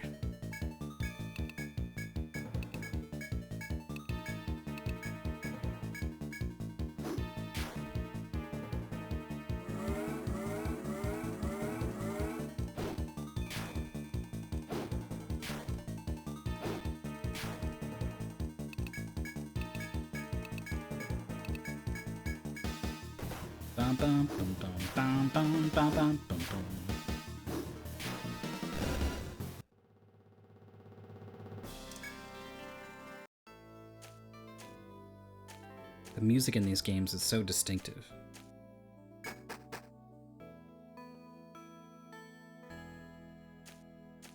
This first game doesn't have any, so far doesn't have any track that, like, really makes my heart sing.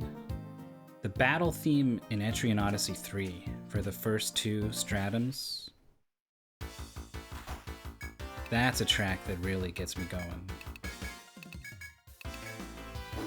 Yeah, Yuzo Koshiro.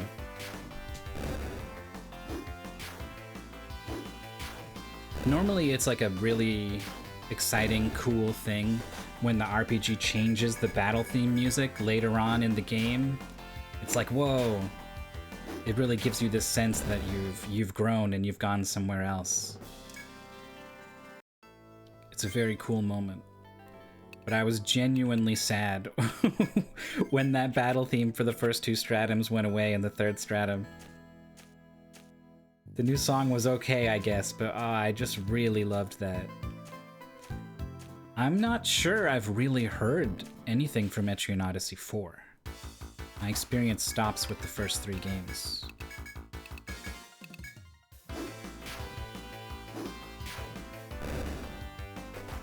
But if I had to make a sweeping generalization, I would say I like the music more and more from 1 to 2 to 3. So maybe the data points just keep going in that direction.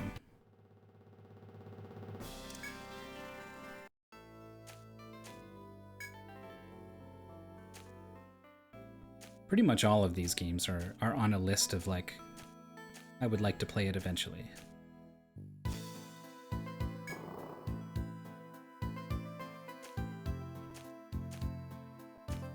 I'll hear it one day.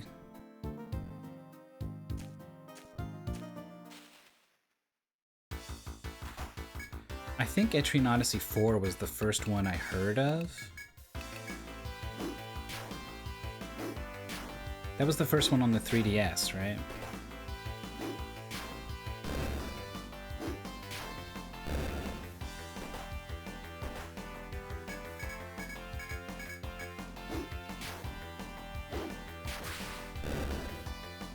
everyone's here on EO4. Alright, it just moved up a little bit higher on the list. It's a decently long list, though. There's like... Some people have a monstrously long backlog of games they want to play eventually. I'm not really that sort of person, but over the past 5 years or something, I've been adding games to the list and I haven't been knocking them off the list. So I've got like, let's say 20 games that I'm really looking forward to playing in the near future. What do I want to do? Because I don't remember what these guys... Oh, they corrode? Yeah, let's get rid of this guy.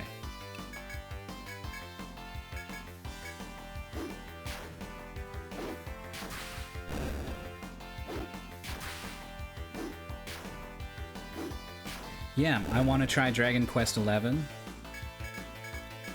I know I'm gonna love Persona 5. That's very high on the list. Nier Automata. I need to play Celeste. I want to play Control. The third-person shooter. There's like 5 Tales games I want to play.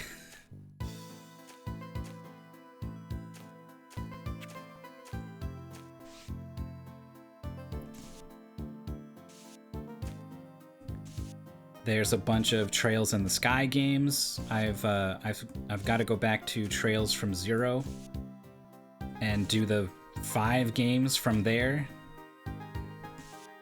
Play your Gamesmith. What do you think I'm doing? I would love if my parents, instead of yelling at me to eat my vegetables, were yelling at me to play my video games.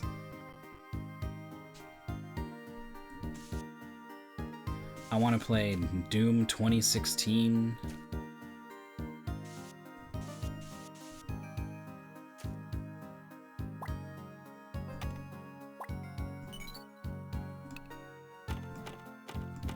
I want to play Deltarune, but I'm waiting for that one to kind of fully come out. I want to play Final Fantasy VII Remastered, but I'm kind of waiting for that to come out fully. That one's a weird one. I feel like that game will never actually finish, and I will never play it.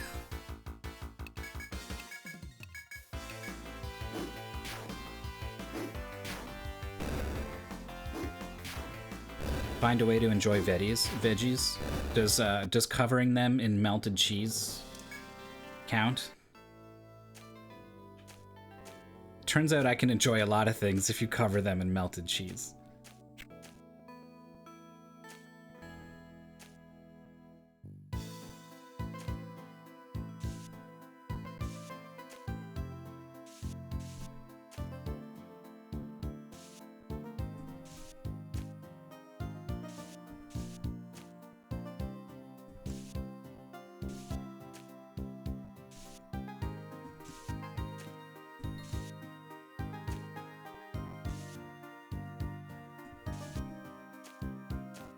Veggie covered in cheese is better than a starch covered in cheese.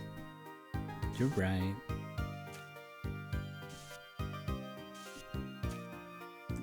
When I was a kid, I was such a picky eater, my mom didn't know what to do.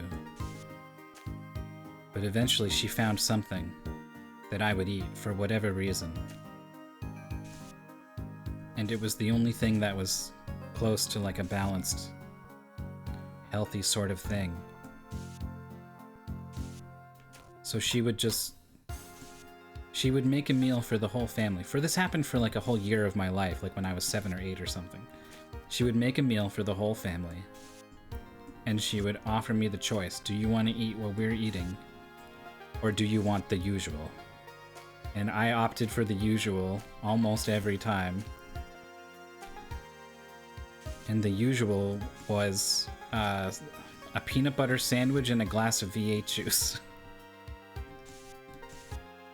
And that was just like how a year of my life went.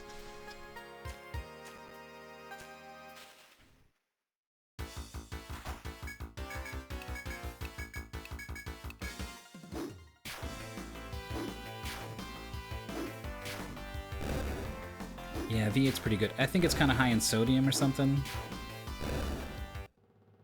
You can get the low sodium version, I guess, but is it really low sodium or is it just not as high sodium? I don't know. I haven't read the package. And I haven't had it in a while, but maybe that's a choice I can make for myself as an adult. Generally though, with the juices, there's like some stuff in the fibers that you lose when you get the juice.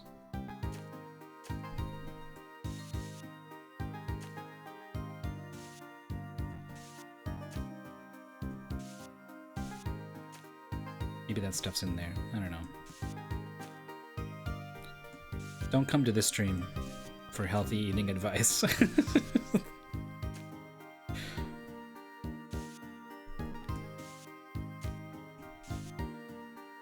If you want a chill vibe, if you want a thoughtful discussion about topics I'm passionate about, I guess that's what I'm all about. 8 ounces of V8 has 28% of your recommended daily sodium. That's kind of a lot for 8 ounces, isn't it?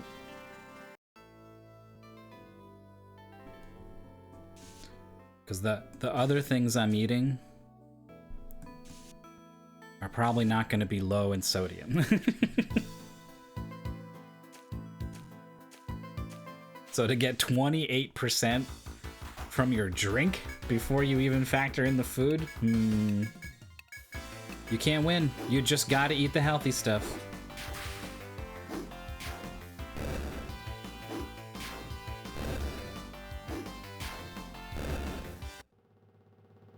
I think I'm one-shotting these deer, so that's cool.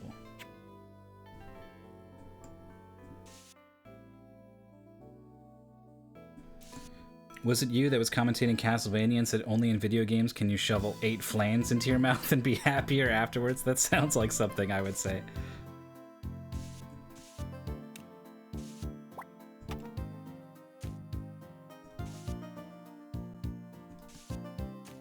I hope it was me. That's a good line.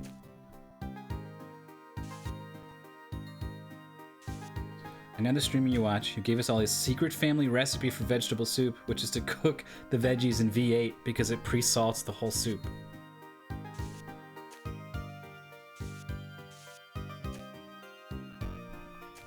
I watched a cooking recipe on YouTube recently for some reason. I've got a friend, Oshmir, will stop by the stream sometimes. He's my only tier 2 sub. And after a couple years, I finally made him his own emote at the tier 2. I think it's this? Nope. Oh yeah, it's just... It's Iron Chef Sakai from Iron Chef. He loves that show. And he's a professional chef. So he has slightly inspired me to pay more attention to food in general. What do I want to do? Those guys just do corrosion, and that's dumb. I don't really care about it, so those two can live. Get rid of these guys. Oh, I just killed that roller with a front row back row combo.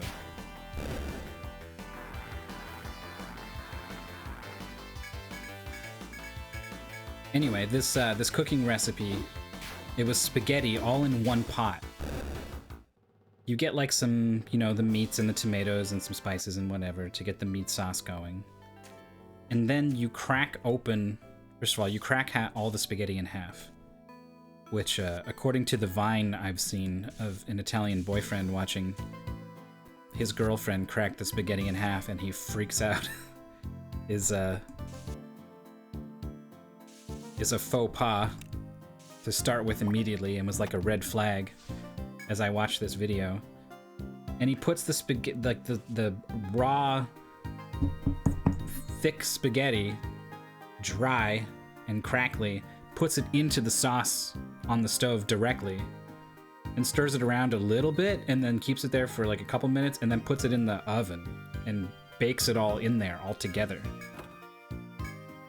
And he was like, this is the best spaghetti I've ever had. And all of the comments are raving about it. And I need to ask his opinion. Is this legit? Or is this some tomfoolery? There's a whole genre of people who fake life hacks and cooking tricks and stuff, and it's just actually really bad advice. This is not that. This is someone genuinely making a cooking recipe, but I wonder how he would feel about it. Marinate some chicken. You're already fancy enough for me if you're using the word marinate.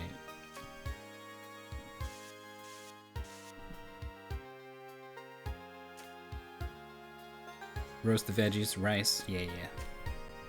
I should eat more rice. My roommate has a rice cooker. He buys rice in those gigantic bags.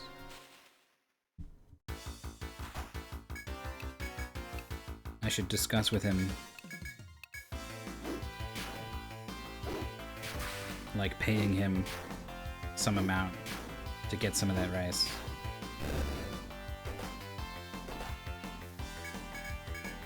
Genre of people. Is that what I said? I didn't even notice.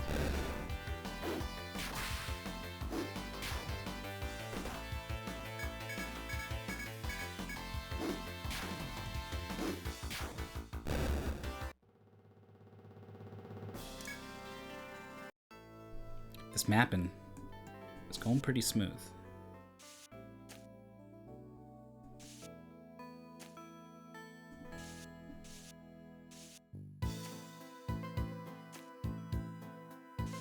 Have I missed any spots? I feel like I've been going quickly and talking a lot.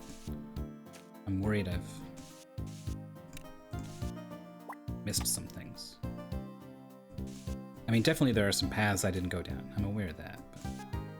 But there's definitely some chat messages I haven't fully read. Got an Instant Pot and an air fryer. Everyone in my life is talking about air fryers right now. Whether they're the best thing ever made, or it's just a convection oven that's small, or it's overrated, or whatever, everyone seems to care about an air fryer.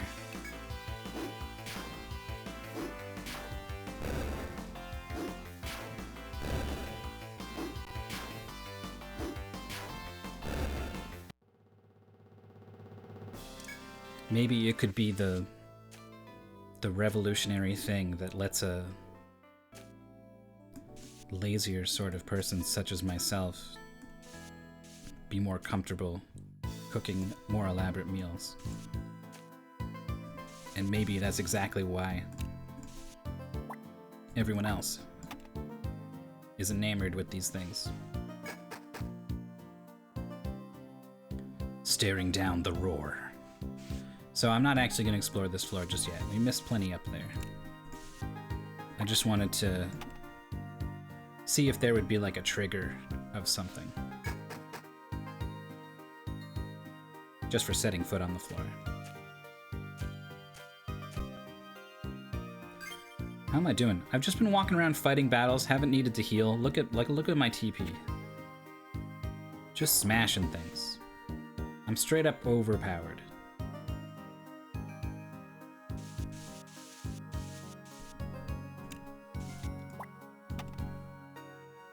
We got a treasure.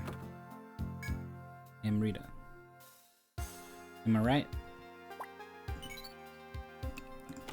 This is a 15 TP heal, I think. Kind of a nice little thing. I've got a couple of nice little things from treasure chests taking up my pocket spots.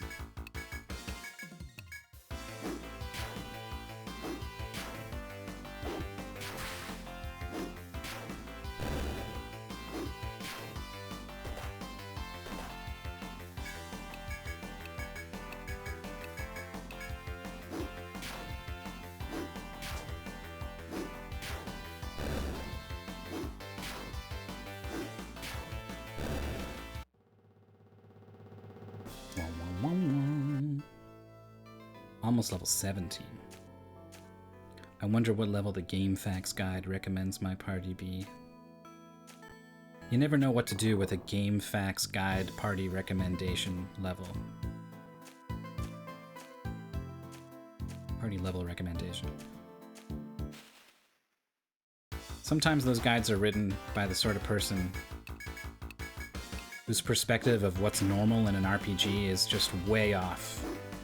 They're like, of course you want to unlock all of your skills and get all the best equipment and then get a couple extra levels just for good measure before you fight this boss. So you're gonna want to be level 19,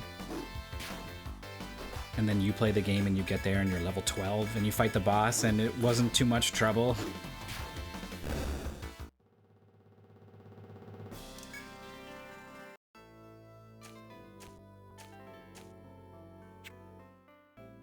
Alright. So now that I've looked at the map zoomed out, I can see I've clearly missed one spot that's going to be isolated. So let's track back and get that. And I think I feel good enough about just rolling straight on to the next floor till my backpack fills up.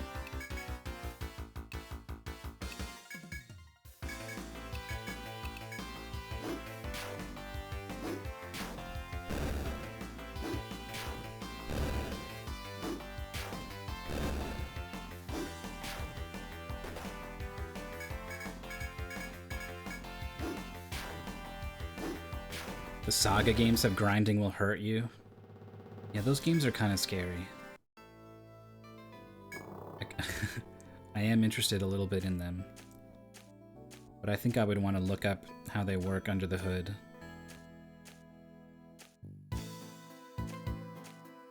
Not get myself into some horrible situation.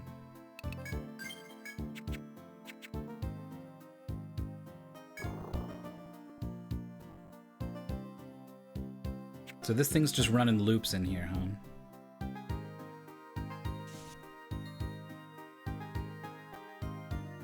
Oh, this isn't quite the shape I expected it to be. It's like this. Alright, well, let's follow behind it. Oh, let's sneak up behind it and get a preemptive attack? I think maybe is how that works, if I win this in one turn. Which I did. Which I think I could only do explicitly by getting an encounter as I walk behind the FOE.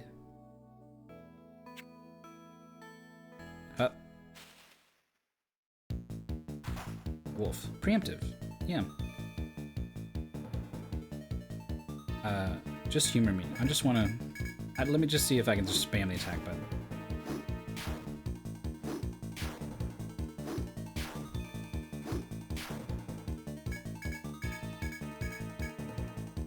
He attacked and missed, and now he's gonna die.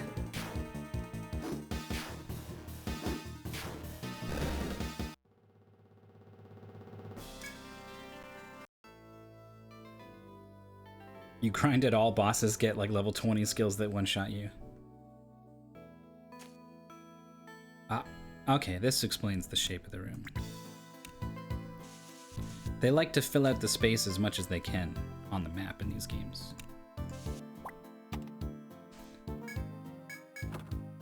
A plate. I gotta assume that's the kind you put on your torso. And not on your dinner table.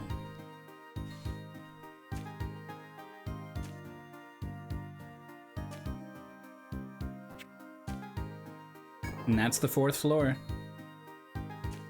When I did one stream and mapped out one floor, and then I did the second stream and mapped out the 2nd floor, I was thinking, is it gonna take me 20 streams to beat this game?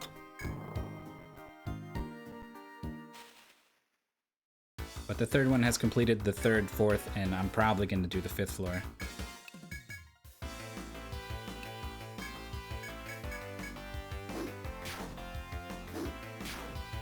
My dinner table is heavily armored.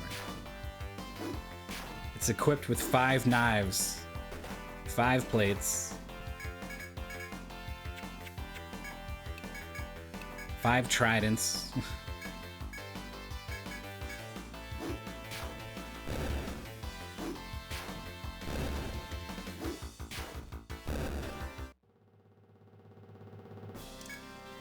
And everyone knows the skill mug.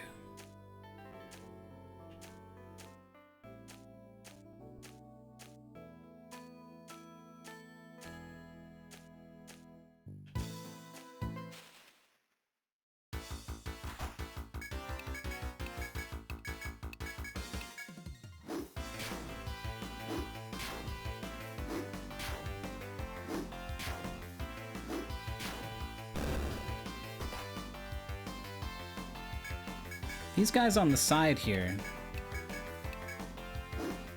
they still hit for 11 damage. I wonder if it's better to take them out instead of the guy in the middle.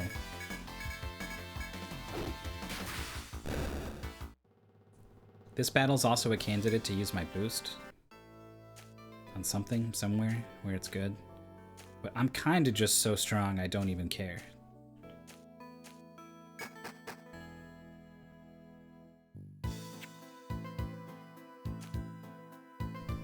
Alright, so the 5th stratum, no, not the 5th stratum, the 5th floor is home to the boss of the 1st stratum.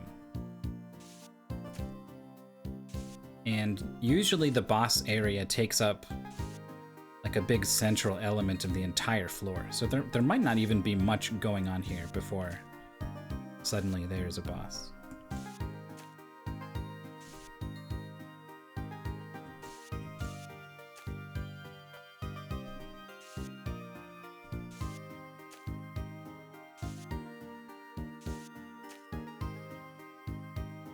And then I gotta make a decision.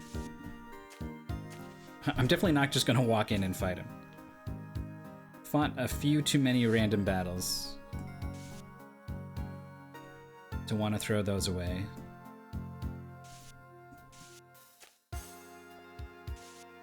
Should it go south? Though honestly, I definitely would have a real shot to beat him even if I just went right now. In fact, I'm only missing a little bit of TP on Branwen, but everyone's got a full boost right now.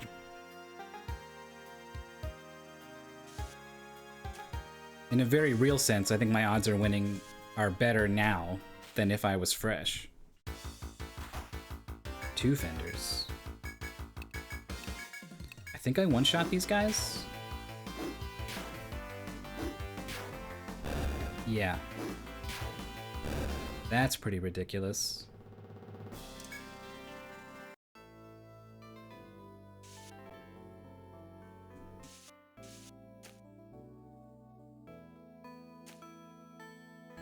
I guess I can go back and save... Oh no, I do lose my boost even if I don't go to the inn. Right, we just learned that.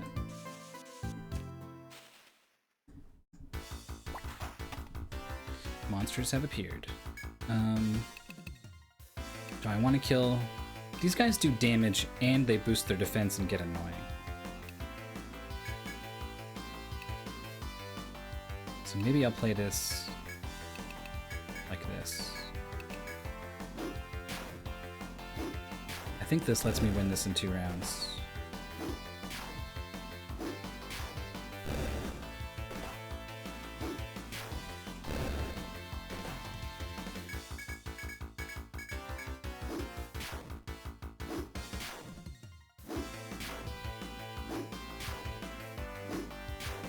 Battle that went on long enough to hear the music loop. Mine. Oh yeah. I think you'll usually always encounter the same type of gathering point on each floor. And then there's one floor that has all the types.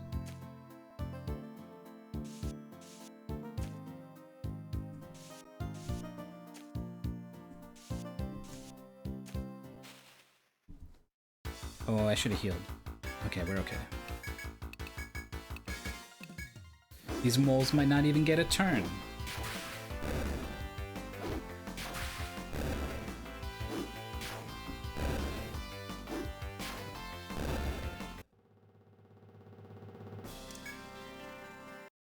That's exactly what happened.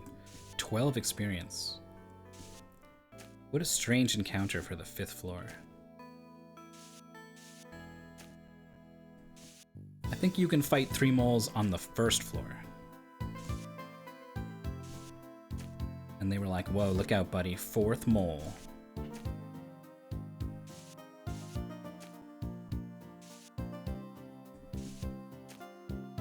How have I managed to go the deepest path into this floor on the first go? I passed by so many other ways to go.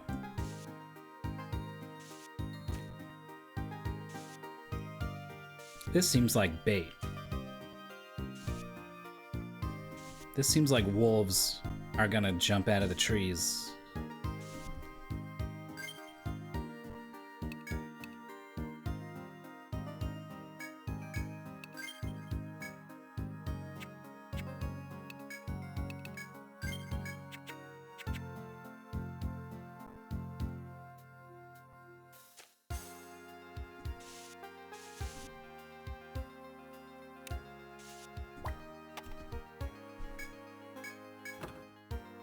Boar spear.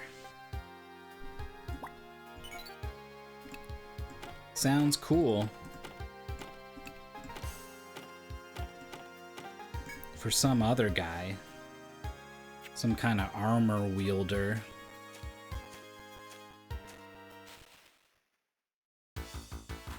What? He's just a... No, Warbull. Okay, he's not the... I was like, did an FOE just come out in a random battle? With help? Alright, he hit me for 50 damage and these other guys are nerds, so... Everyone smack this guy and get him out of here. He doesn't die in 2 hits. Do all 3 get him? Alright.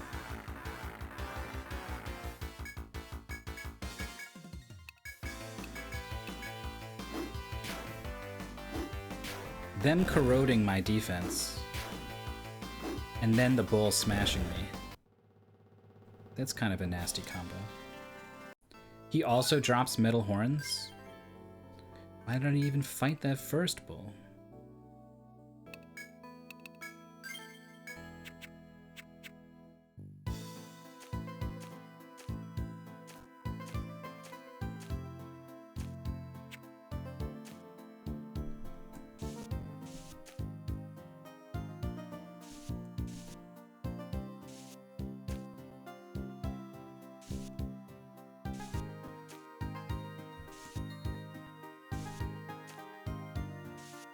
Maybe you need a bunch of metal horns to unlock something good. Oh!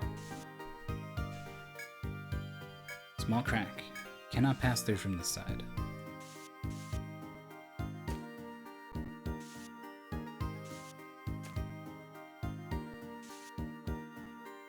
Hello. Fancy seeing you here. Which way you going? You're coming after me? Got it. Okay.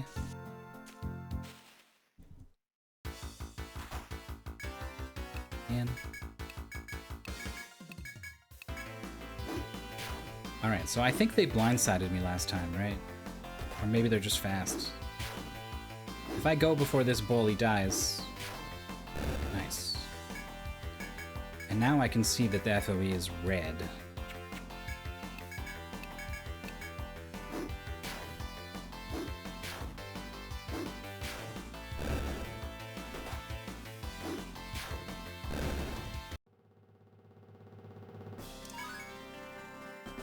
Brainwind's got a level.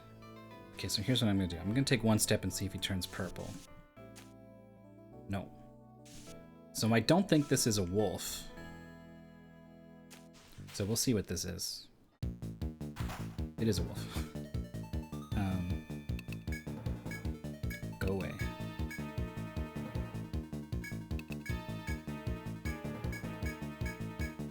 think I probably only need 2 of those.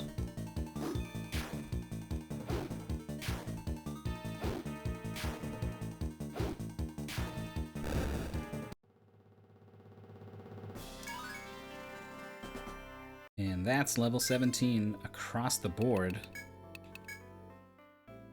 Healers maxed out. So I'm gonna get Revive going. Currently it heals, it revives you with 37 HP at this point.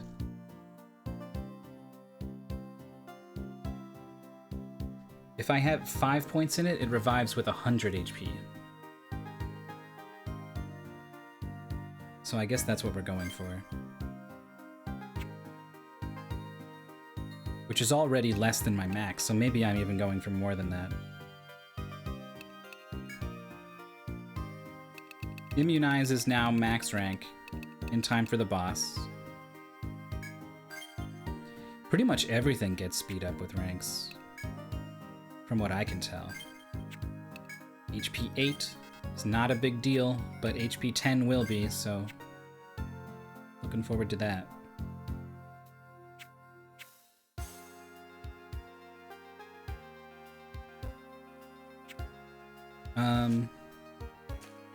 Yeah, you don't want to revive someone and then have them killed by the enemy, but you do want to revive them and then heal them.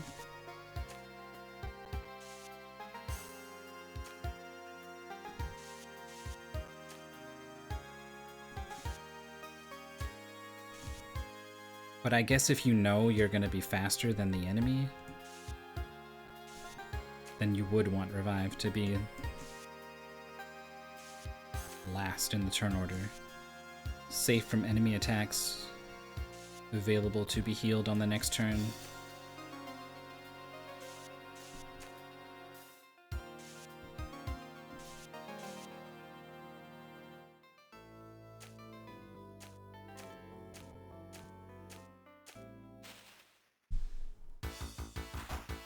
Oh good, 2 Warbles are here. And I didn't heal.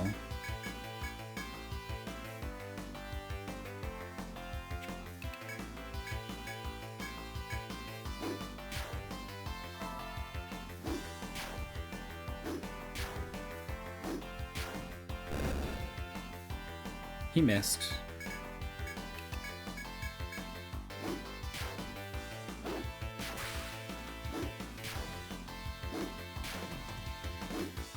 Yeah, a rough window to be faster than the enemy, but slower than Revive. Especially because at its fastest, Revive is still really slow. Much slower than Cure 1. As fast as Cure 2 and Cure 3. Much slower than Salve 1, but as fast as Salve 2.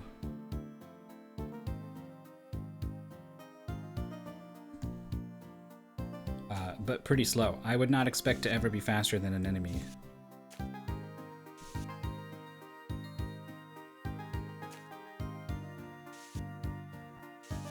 Even at its fastest. Unless I was way over leveled.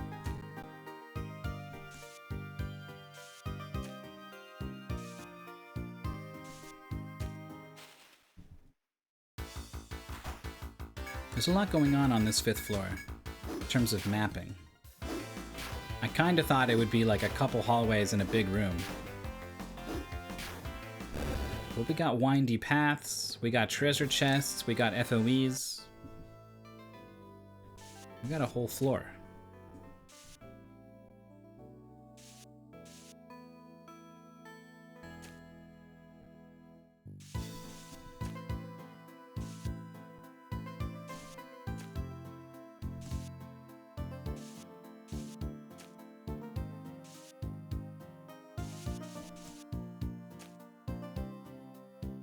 Been a while since there was an event in one of these dead ends.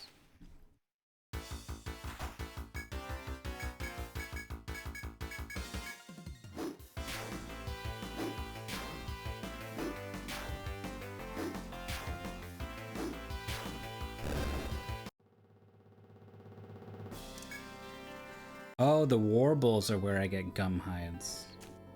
The rollers were giving me something else.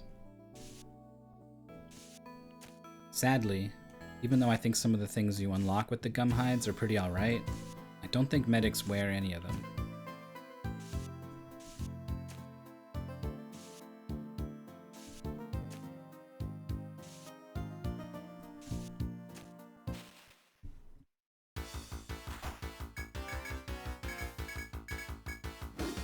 God, look at this guy. With his weirdly human mouth poking out from his furry face.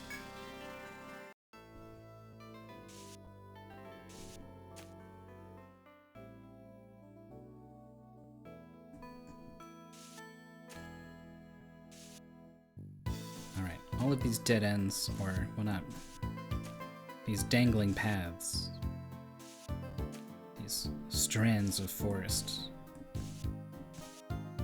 are starting to become connected.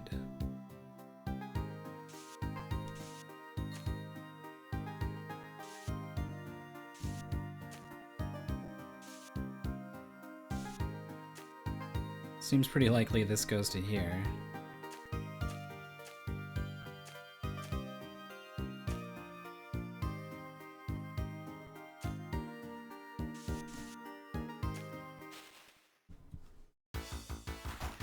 Dun, dun, dun, dun.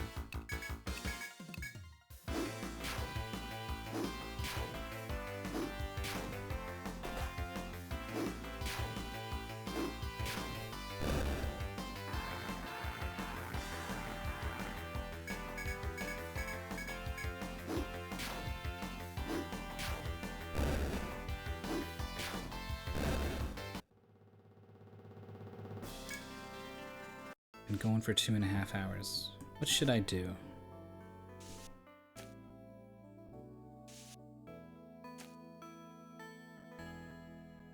I'm wondering if I should take a run at the boss.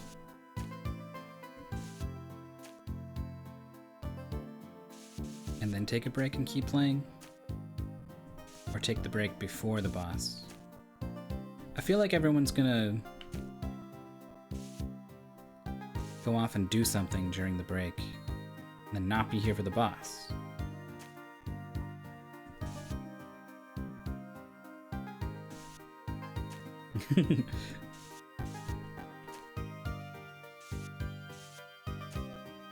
Alright, let's finish this floor, fight the boss. Won't be a very long break. I say finish this floor, but look at this thing.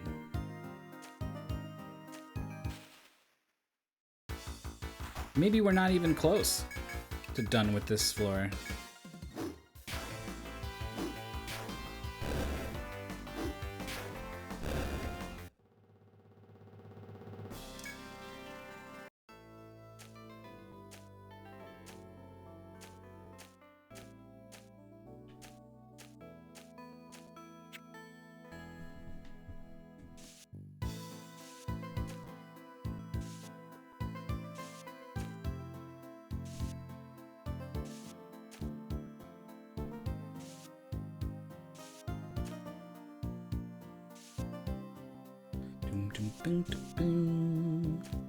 Is this going to connect with that other path I missed? It's kind of looking that way. It's a shame you can't sidestep in this game. It would really speed up this this rotate left and right thing I'm doing.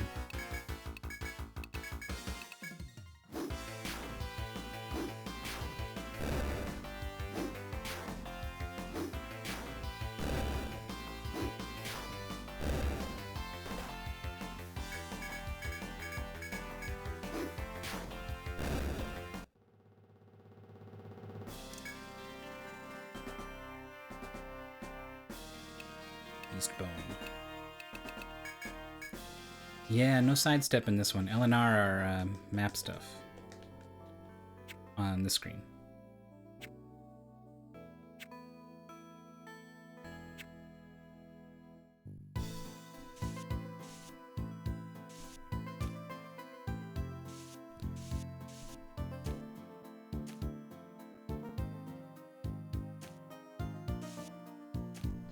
though, LNR kind of want you to use 2 hands on the controller.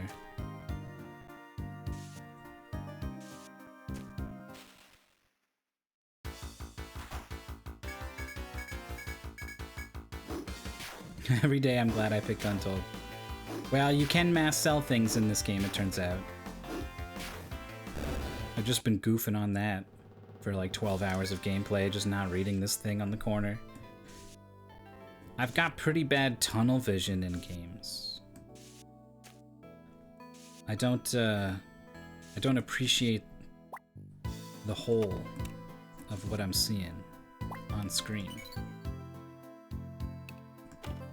Wait, it's nighttime. Is this crystal white or purple? I think it's white.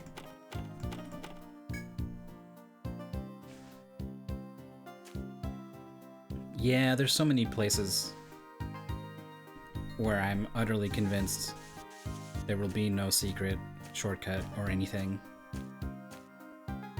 I kinda know the rules of the way that the game will put things down on the maps.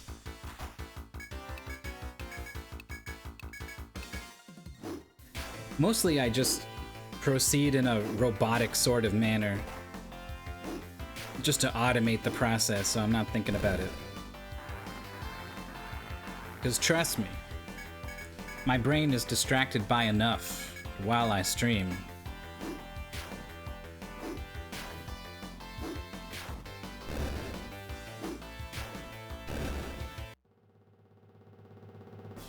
You missed a lot of shortcuts? That's funny. Oh, this button. Get me down to the bottom. Right, the inventory is full, and I didn't do anything about it because I was just mapping away.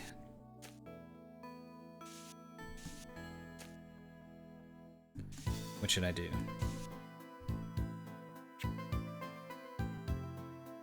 There's so much. There's so much left.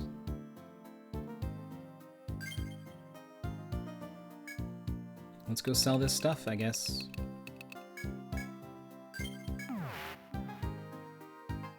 That would have been way more convenient.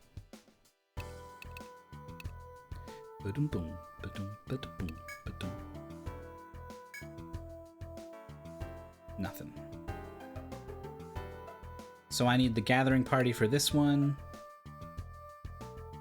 And maybe for this one as well. I don't remember. All I do is sell things I find for that one, so. Boar spear. Yeah, wow, look at that. This is what a real weapon looks like.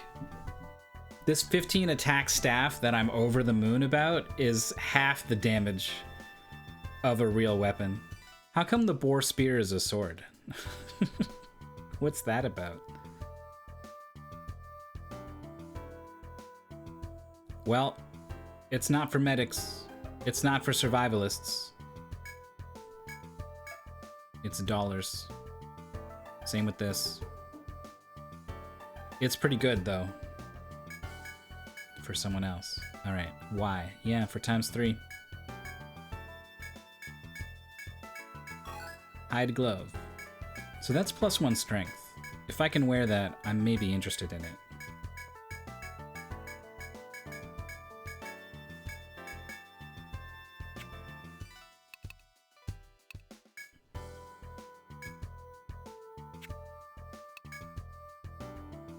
I cannot.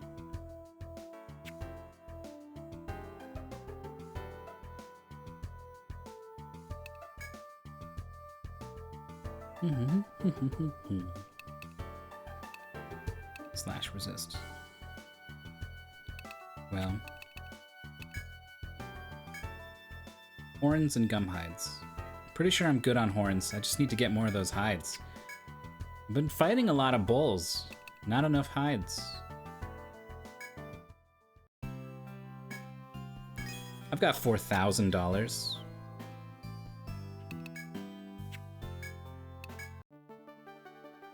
I don't think I'm gonna get to this boss in time for Jimmy to see this before he's gotta go to class. Just gonna lay that out there, Jimmy. There's a lot of floor left. What do I... Should I get rid of some of this?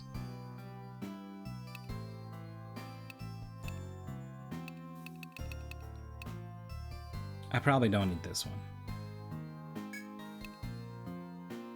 Well, let me just hold on to it and I'll remember to eat it while I'm down there.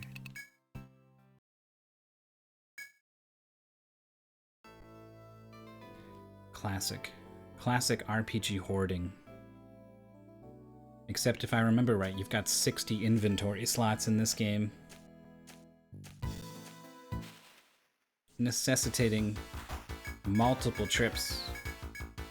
I didn't buy the warp wire, did I?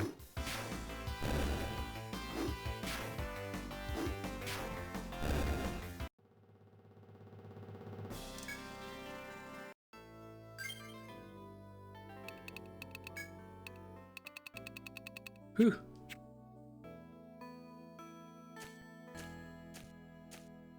It's a good thing.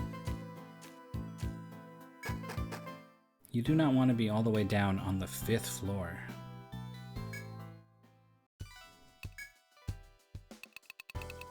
Hey, mid-boss. Oops. I heard you were on the couch of the Saga Frontier run at GDQ, and I didn't even realize, so I'm looking forward to checking that out.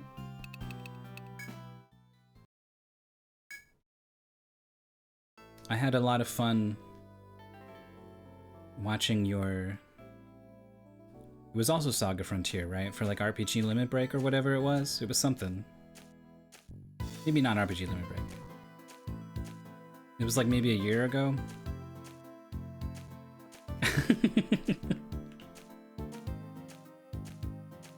It was on the Limit Break channel, okay.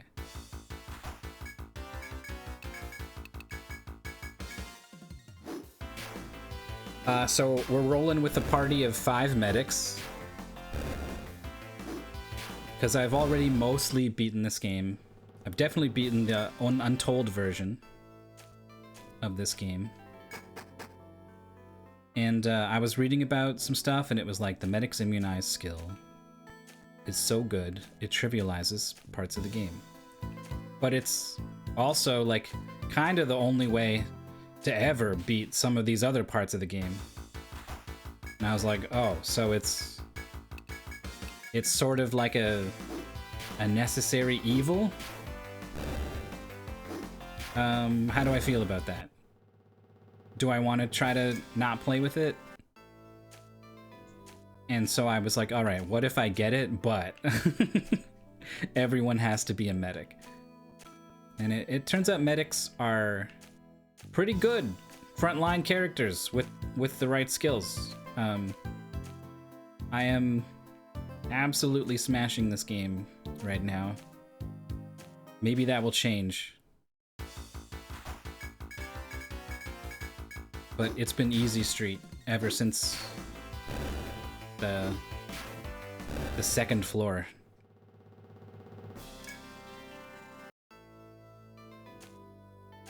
You got all the way to floor 30 without it. Nice.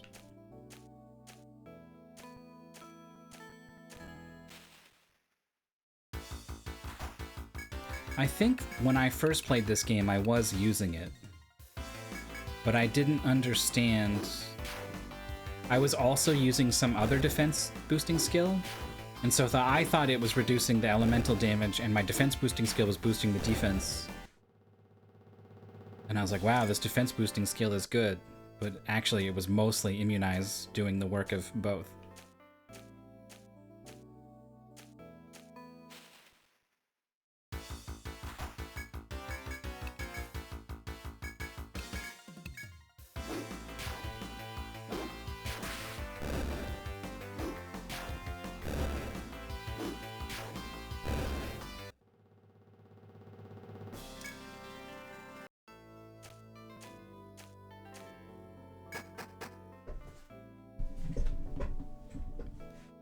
So there's still an area of this floor, huh?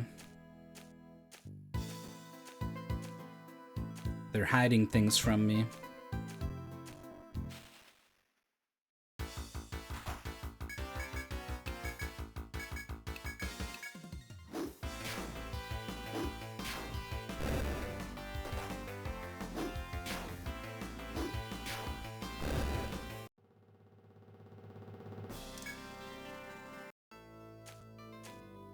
Yeah, if I remember right, it is quite a long time from now that you will find out what's going on with that.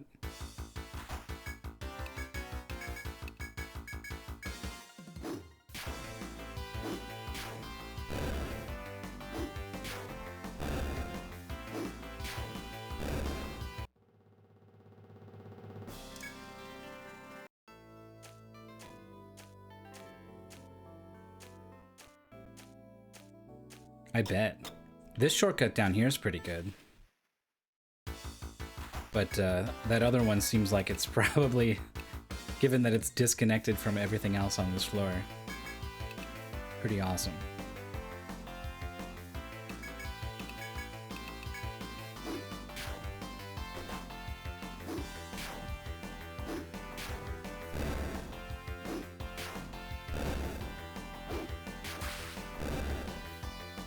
But yeah, the party strategy so far is hit things with sticks. Heal if I need to. Put on my damage reducing buff if I need it, which is becoming increasingly unnecessary with how strong I'm getting. Most of the planning was is in the setup here. I've maxed out attack up. I've unlocked Caduceus to smash things pretty hard, and then I went for HP up to be a little more tanky on the front lines. Myth went for that the defense boosting skill, and Branwen has gone for Revive, which is currently not helpful on account of my overwhelming strength. I haven't died in a long time or even really been close. But it's gonna it's gonna be helpful at some point, for sure.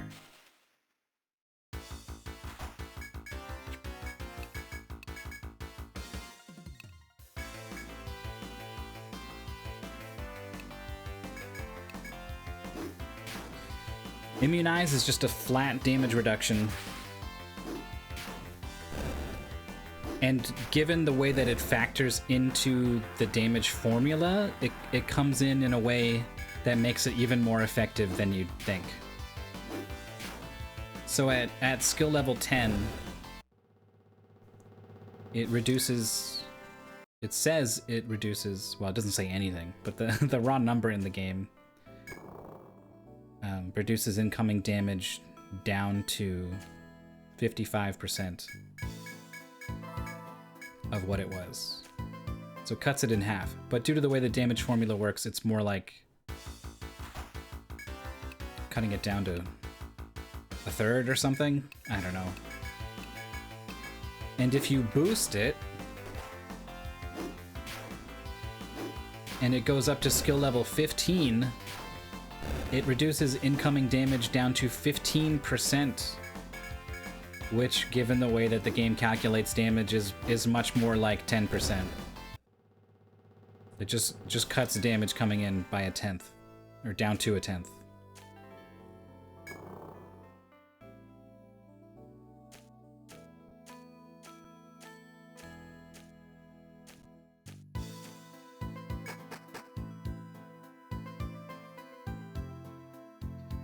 Yeah, Persona Q would have a giant warring clock would begin to buzz as you were nearby. You would find the shortcuts pretty good, even if you weren't being as thorough as I am. Later Etrian Odyssey games will mark, there'll be like some flowers on the wall, and if you're paying attention, I don't know, my eyes are usually on the map. I've been blindsided. This crab's gonna hit me for like 20, nope, he's gonna bind my head. Go for it, crab. Joke's on you, I'm not using my head. No, I'm pretty sure there's no markings on this one. I think probably as early as the second game they start doing that.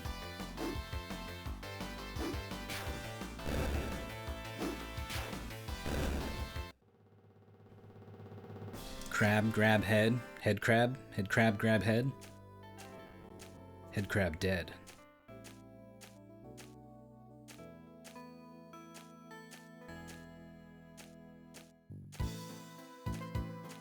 place in the 4th stratum that does. Interesting.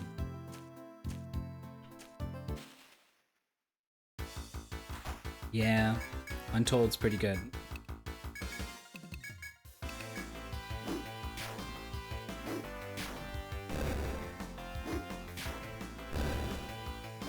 I played that one.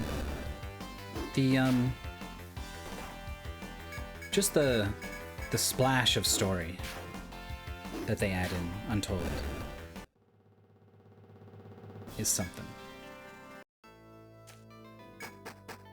If you're the kind of person who likes to roleplay, if you're the kind of person who can, if you've ever made your own OC, Do Not Steal, if you're that kind of person, I can imagine getting a lot of joy out of naming your unique adventuring party and giving them the portrait that best matches and everything, and not being so down with the set characters of Untold. But I'm not really that kind of person. It seems like more and more every year I kind of become more of that sort of person. But I still prefer to kind of be told a story than to make one up my own.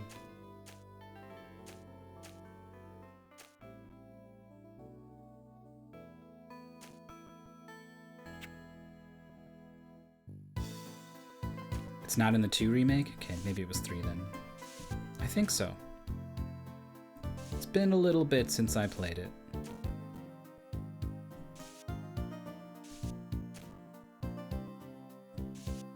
No sidestepping in this one. I want to say 2 as sidestepping.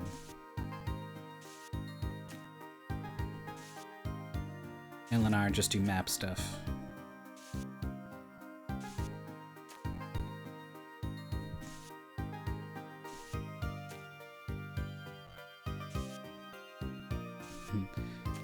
Well, as similar as all of these games are, they were kind of improving on the systems as they go.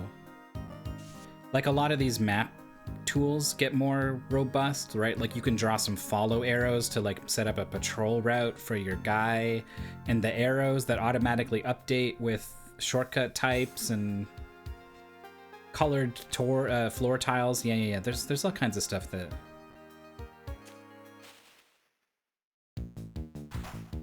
they had in there. All right, here's what I'm gonna do. 1-2 attack.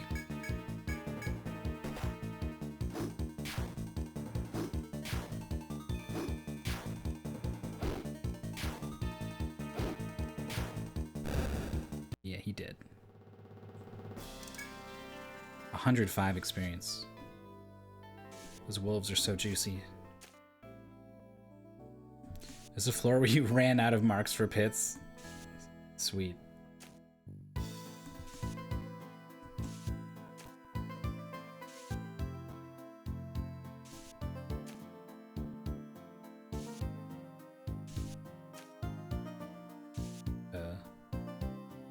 Why does that wall look weird to me? It's fine. It's a totally normal wall. I think it was just the first time I ever bothered to pay attention to a wall approaching in the distance. Okay. You know what I think? I think this is the boss room.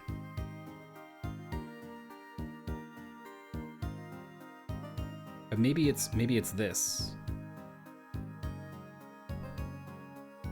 And maybe this comes down and goes into it here.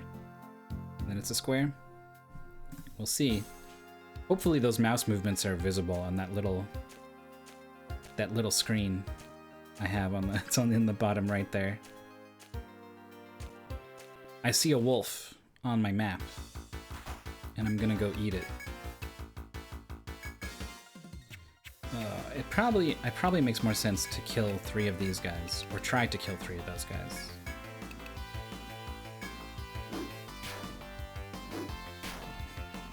Deja vu. I've been in this place before, higher on the street, and I know it's my time to go, calling you. Those are all the words I know. This battle kind of messed me up a little bit. A bunch of jerks crawled out and beat me up. Clipped at my shins with their shin clippers.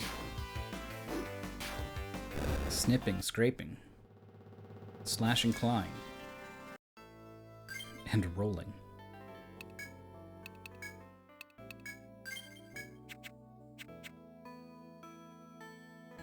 Run out of ability to place icons, yeah. I would have to rethink some of my... Wow, this guy's coming all the way. Hello. He blindsided me. But I saw him coming on the map. How is that possible?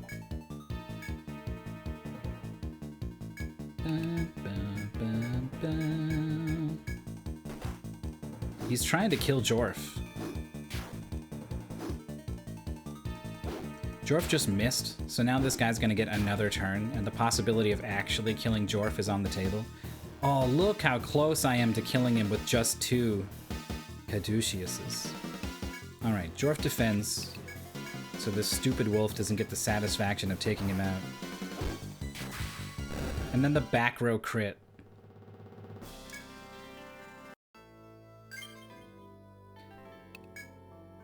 Alright, let's do 1 salve. How much is it? Oof. Only 40.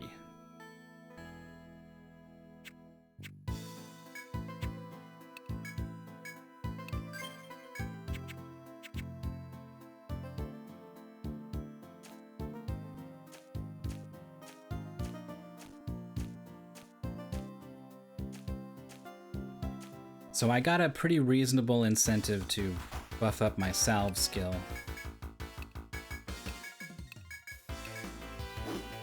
On Branwen.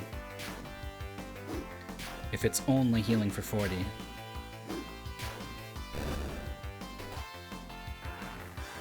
But I lose a lot of efficiency because it starts costing more TP.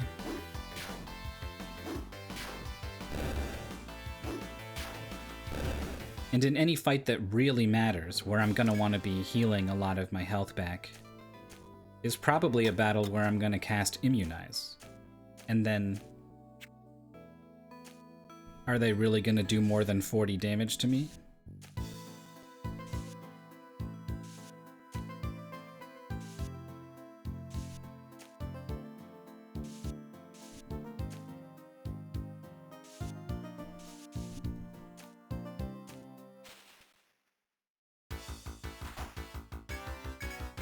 The Fafnir class was OP.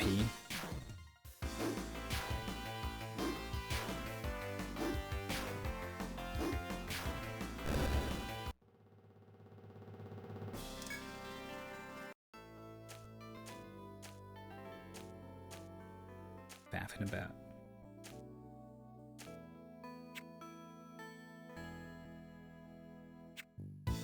I forget what a lot of the gameplay specifics of Untold 1.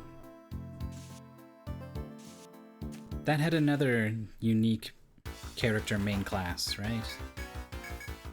I don't remember thinking it was particularly broken or anything. But I'm not knowledgeable enough to know if it was, and I just did it wrong or something.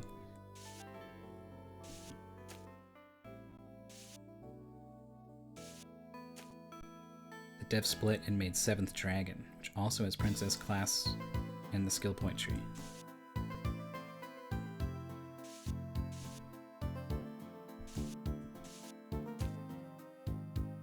There's a gathering point there.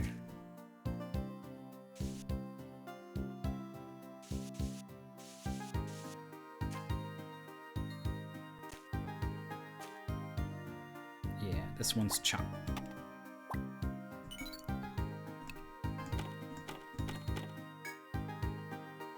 Chop chop.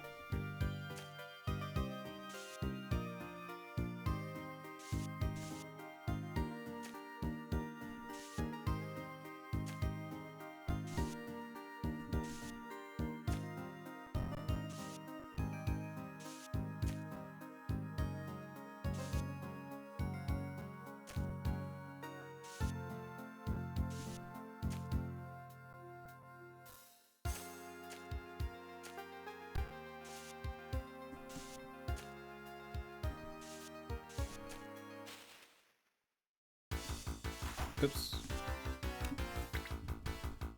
The game doesn't like you drawing while it's loading a random battle. 12 and 14. It's good enough. I think 23 health these moles have. Alright, I hit level 17. God, I'm almost 18 already.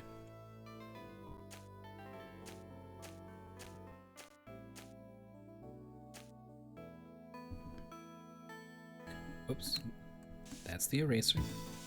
What do you think? Should I explore this path? Now I'm kind of thinking we're gonna kind of spiral around all over the place and then come in here. And this is gonna be a shortcut.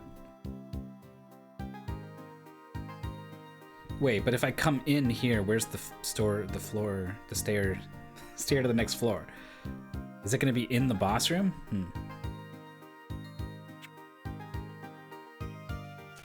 I've changed my mind. We're going this way.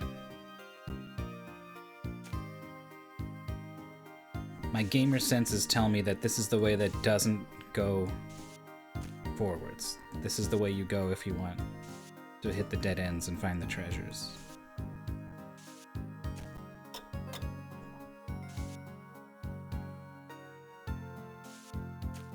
My gamer senses were wrong. It was an incredibly simple loop.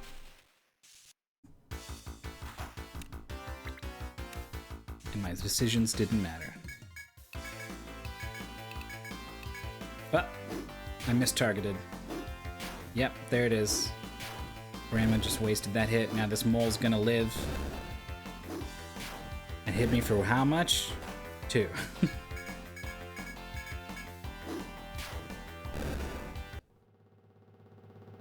We're so far beyond moles right now.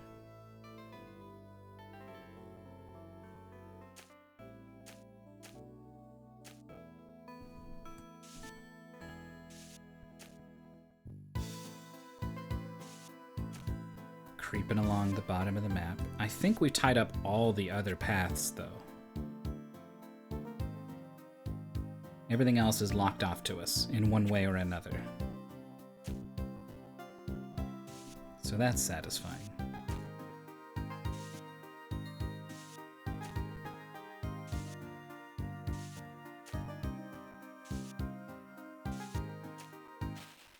A lot of small satisfactions this game offers. Weird that much further into the floor, I'm encountering a bull on its own, rather than that bull mandrake encounter.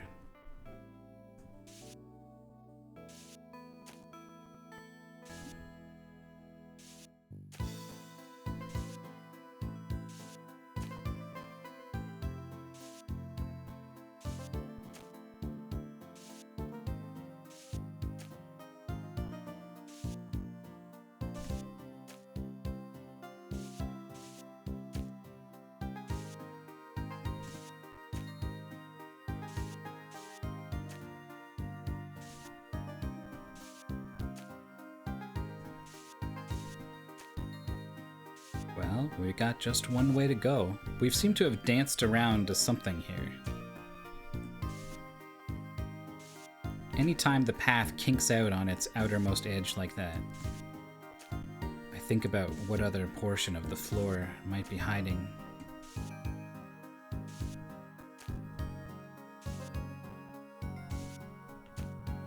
Imposing its shape upon the path I walk. We're going all the way around. We're doing a big spiral.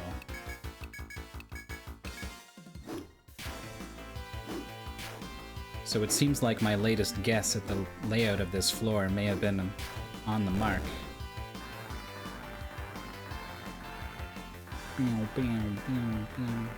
Does that stack, do you think? And if it does, in what way? Does it further decrease the damage? Does it lengthen the number of turns? Does it refresh the number of turns? I bet it doesn't stack, it overwrites it with in a sense, refreshing the duration of the ability. That's my guess.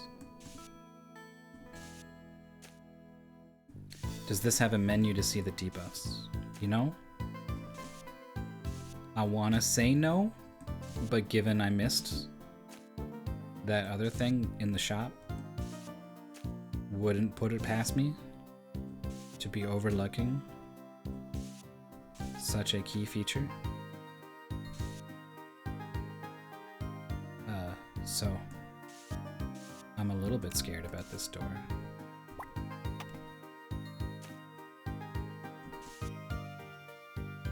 That's not right.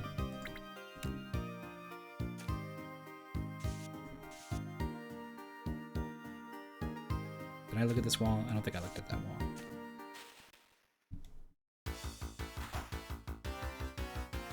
Y is info. Yeah, you can see your own buffs. As well as your own attack and defense, that's neat.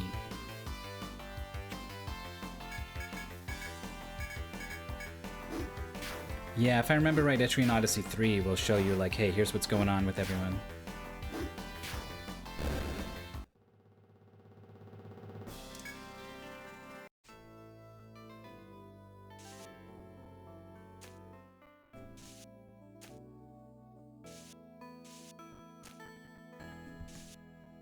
That's good, though. I've been mentally keeping track of how many turns of Immunize are left.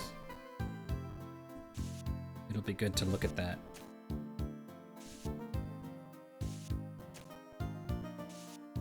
I can also just look at it and see what recasting it early, how it affects it. Does it set it to 5 turns, or does it add 5 turns?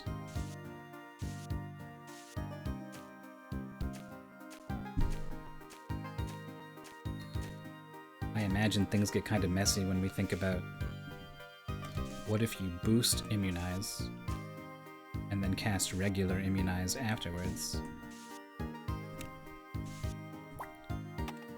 Alright, we got a couple of doors here.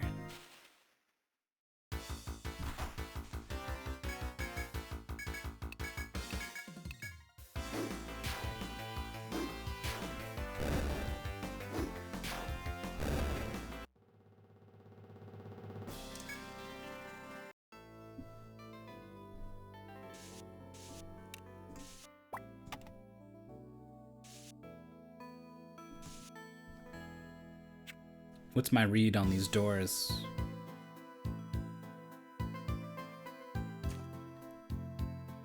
Maybe these are both just rooms. This is a room.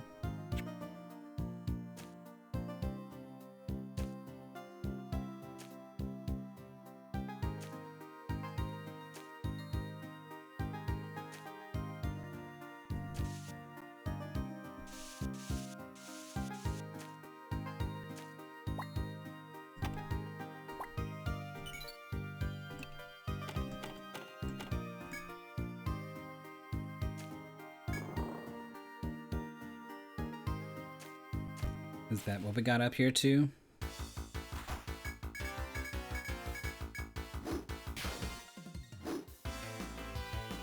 Uh-oh. I didn't see who missed. Was it front row? It was not. Wait, but the back row? Oh, it was front row.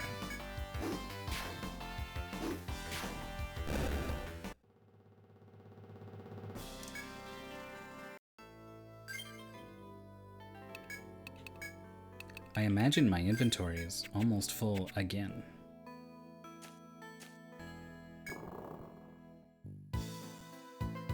Same thing, same thing.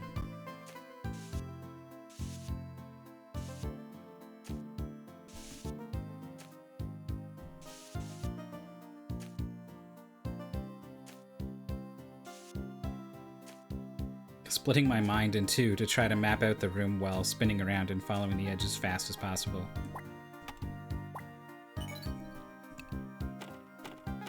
It was actually kind of hard. Definitely had a couple of extra turns and stuff in there. Do you think it's gonna let me get to the shortcut before the boss room or after?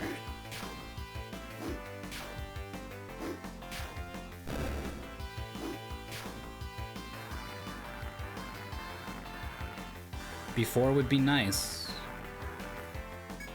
So I would not have to make this big trip all the way around this floor. Boom, boom.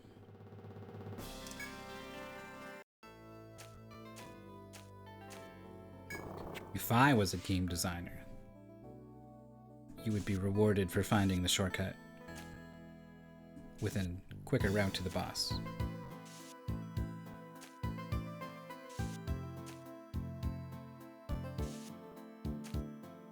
Ah, got a little treasure chest. Oh. Blaze oil. I believe the boss is weak to fire. If you buff up your weapon with blaze oil and then you use a skill,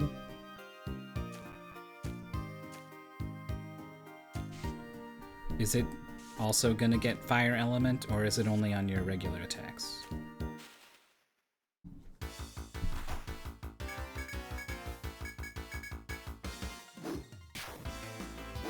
I got a feeling it's only regular attacks.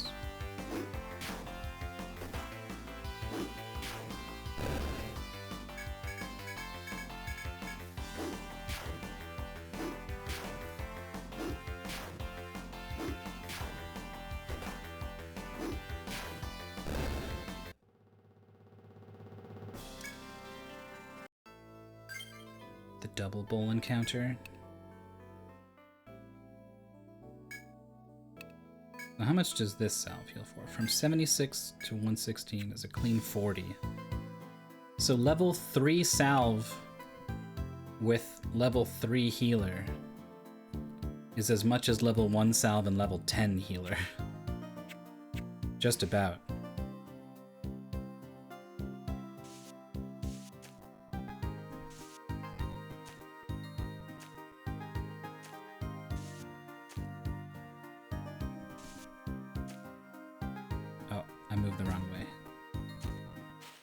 To retrace my steps. The perfect efficient path to the door was available, and I tripped and fell.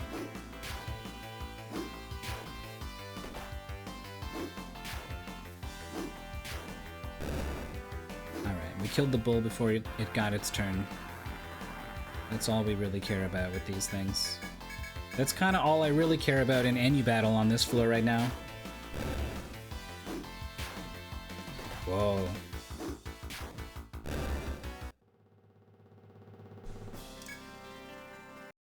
Oh, I thought you saw a menu button like for a prompt for a shortcut.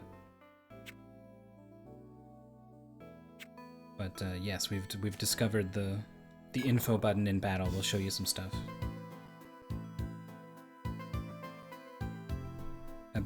About your characters. HP defense, buffs, and debuffs.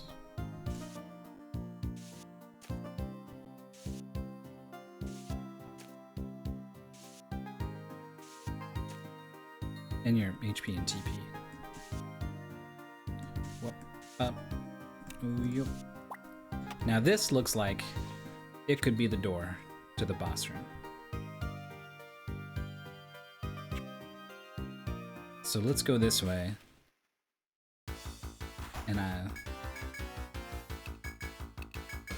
find what I think is going to be a door to the shortcut.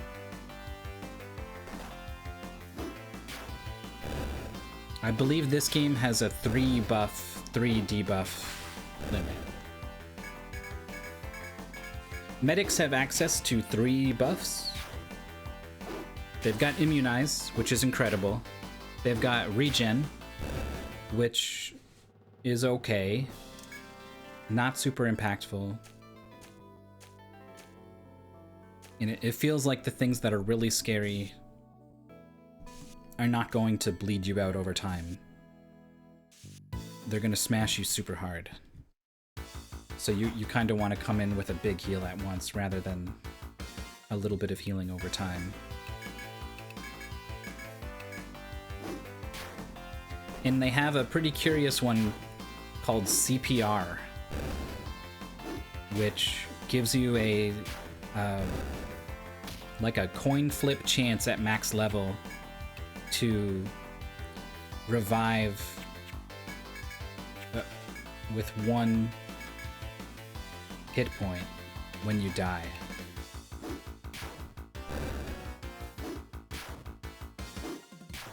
If you boost it, I think it's like a 74% chance to revive with 1 HP. And so I figured, well, I've got all these medics. It makes sense to have them specialize in various ways. And I've got 3 buffs and 3 buff slots, so even if they're not great, I should probably have everyone cover those buffs. So I think someone's going to get CPR, and we're going to see how useful it is.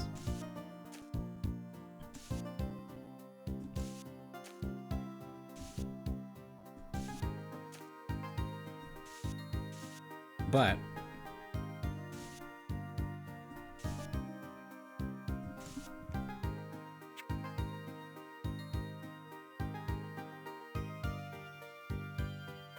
I found a Bravant as an item, which boosts my attack. So maybe I only really want 2 of those buffs and some Bravants. Maybe that's how I want to roll. So that's something I didn't think about. Now, I need to think about, what do I want to do? I don't think I want to hang out down here till my, well, how many? 47 items. I could hang out down here until I filled my inventory, I guess. Well, we should definitely trigger that so that we can use it. It's open. I'm glad I didn't warp out before I did that.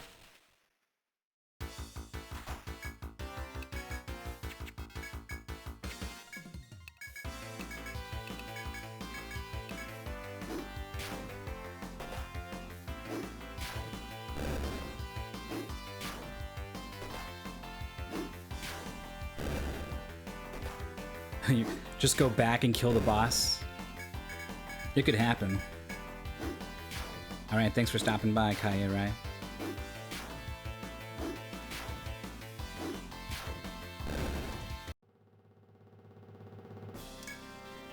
Yeah, let's stay, get a couple items, maybe max out my inventory, and hit this next level.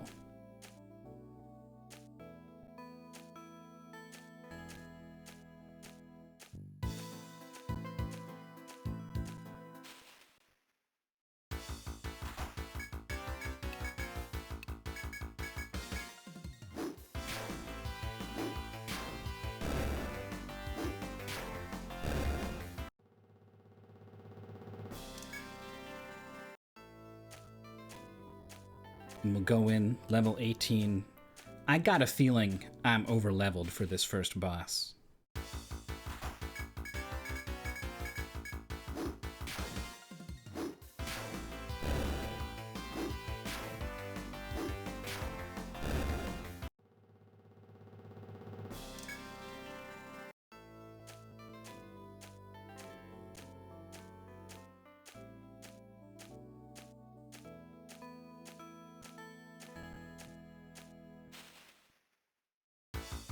I spent a little bit of time early on, like on the first floor, getting a couple levels to get the attack up rolling and everything. And then I spent kind of a lot of extra time on the second floor.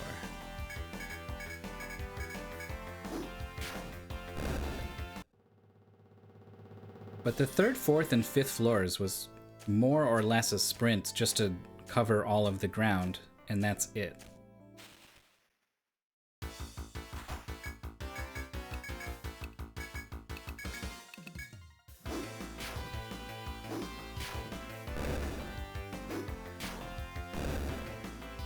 I guess I've fought like all of the FOEs.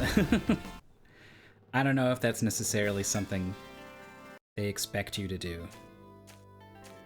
Like killing every single wolf for 100 experience each. That's like an entire level.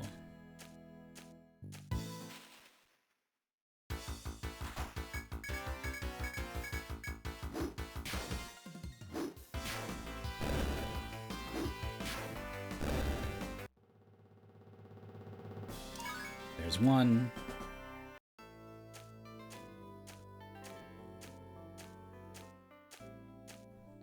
Okay, so I've decided I'm gonna go back to town, heal, and then fight the boss. But we got one more decision to make.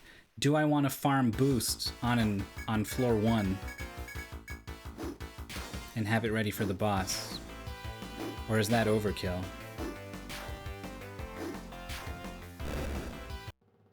I kind of want it to be overkill. I want to overkill this boss.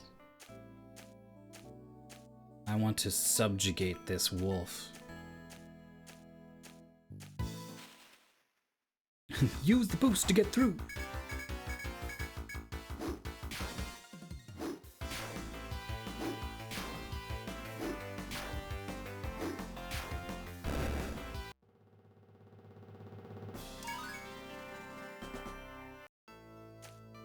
Is this the level where I get HP up 10?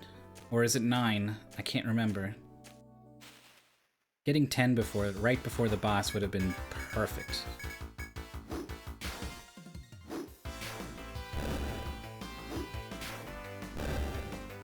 Use the brake! Alright. Oh. I got the thing she needs. Excellent. What timing? What fortune? Ah, it's only 9. Okay. There it is, max HP plus 50. It actually tells you what it is at the end. It gives you a number. How fantastic.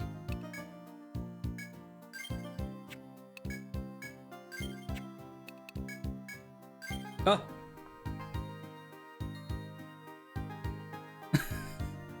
You're not supposed to get that. Ah! I've delayed everything I'm gonna do with this character by 1 level. Ah, does the simulator have like a short rewind function or anything? It did not. It do not. And I don't want to redo that whole floor, that whole level. HP up, 1 point in HP up is actually not a horrible idea. It's a 10% HP increase with the first point. It's really not that bad. What was I gonna do otherwise? I was just gonna level up healer and heal more, and then level up salve for good party heals. It's a lot better than mine, yeah. Whoops, alright, we'll just need to be more careful in the future. Yikes. Okay, we dodged a bullet. We got a pretty decent skill with our accidental skill point. Man.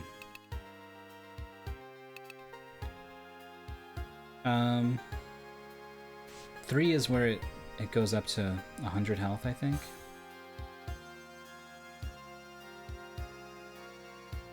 Yeah, okay. Let's get revive 3. And then we'll go elsewhere. We'll make sure we get unbind, maybe. And then I have it down that Brandman's gonna go for that regen buff, but maybe that's one I want to drop in favor of something else, so might have to make some decisions. But that's okay. 58 out of 62.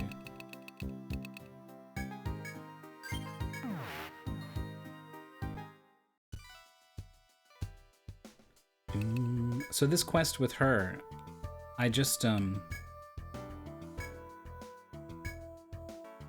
selling them to her, right? I don't need to keep them and bring them to the bar.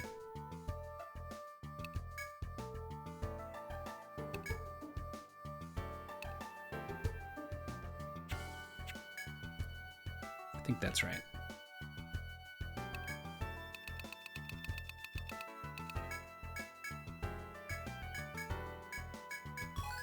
short bow, and a beast bow, and a bull whip, and a hide boot. Yeah, the gum hide unlocks a lot of stuff.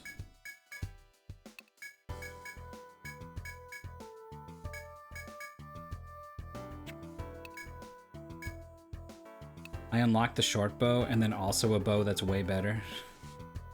Oh, this uses the large fang as well that I got from the deer. Well, that'll be something for the survivalist party, I guess. Buy one of those again.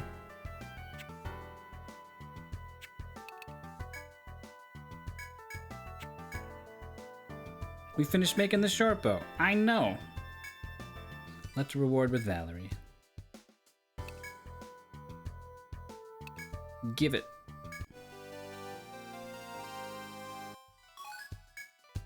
We got a short bow. Chilik was in here bursting with pride about that new short bow, doing a great job with the requests.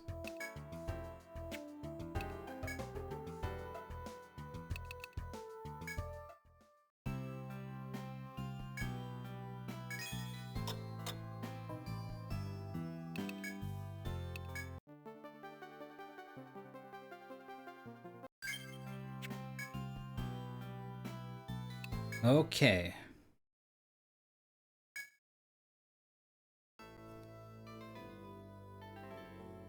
We gotta get some boost. What actually earns you boost? Is it getting hit? Is it hitting things? Is it killing things? Do you get more boost if you do more damage? I don't know anything about how this works, really.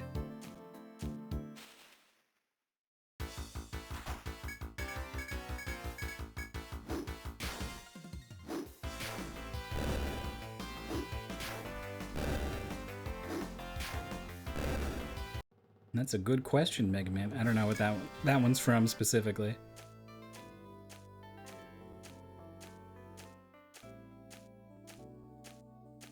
It sounds like something Dr. Light would say, in which case it's like, that's a good question, Mega Man.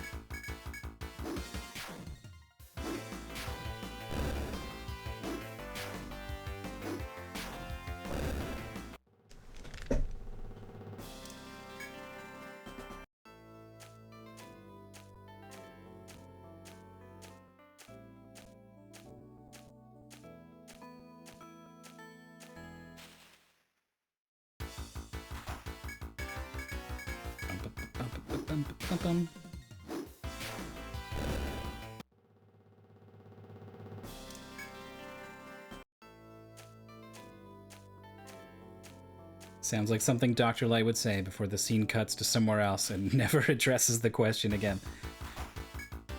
Alright, so you've got a tiny sliver, you've got a tiny sliver, you've got a little bit more. You just hit that last battle, so you've got some.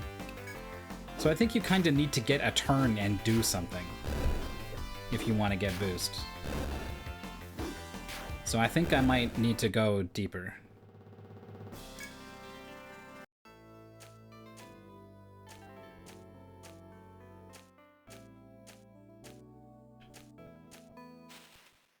And I guess I'm gonna have to fight a lot of battles along the way. It is all the way down on the 5th floor, after all. So I'm gonna get some boost.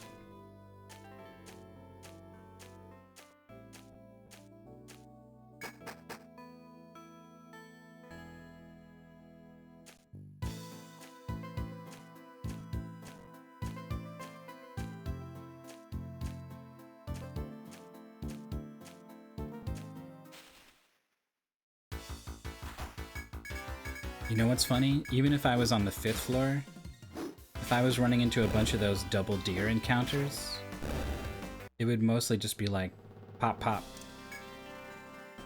Only 2 people get to go.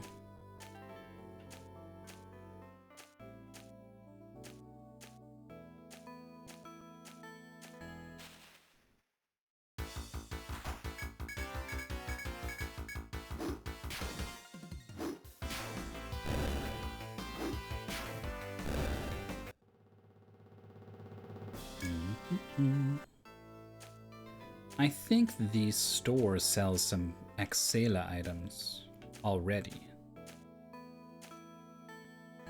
So, oh, I didn't have to turn around. Forgot.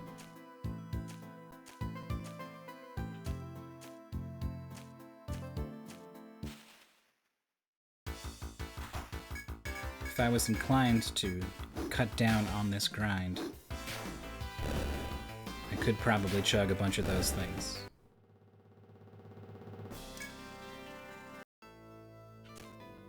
But I wouldn't be playing Etrian Odyssey if I was not here to grind.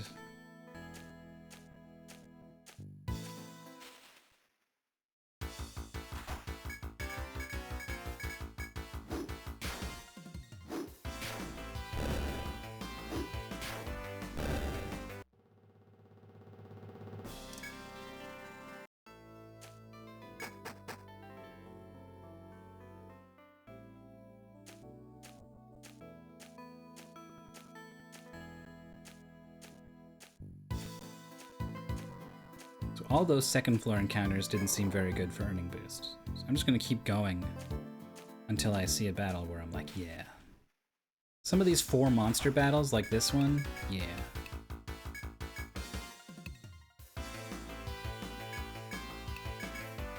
This does mean a rabbit hits me, though.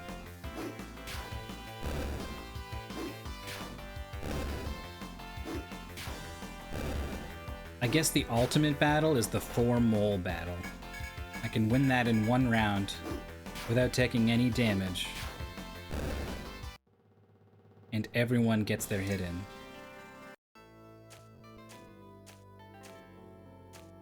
Was that 2 gum hides? Maybe those things do drop gum hides, but it's like their rare drop or something?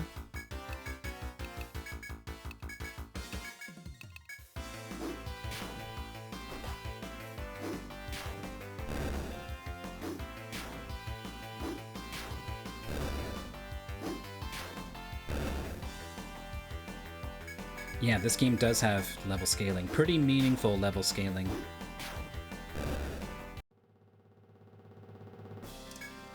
If you're a higher level, you get bonus damage, you get bonus accuracy, bonus speed, I think all kinds of things.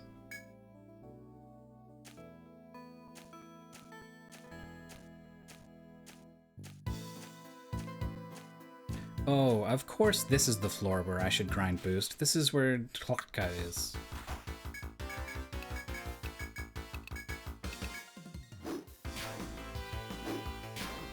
She can top me up and then I go down straight for the boss. There's another ideal fight. Everyone goes, no turns for the enemy.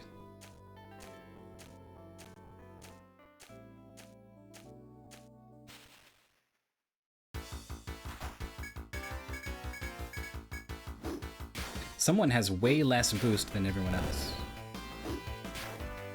It was either me or Branwen, I guess. They come up towards the end.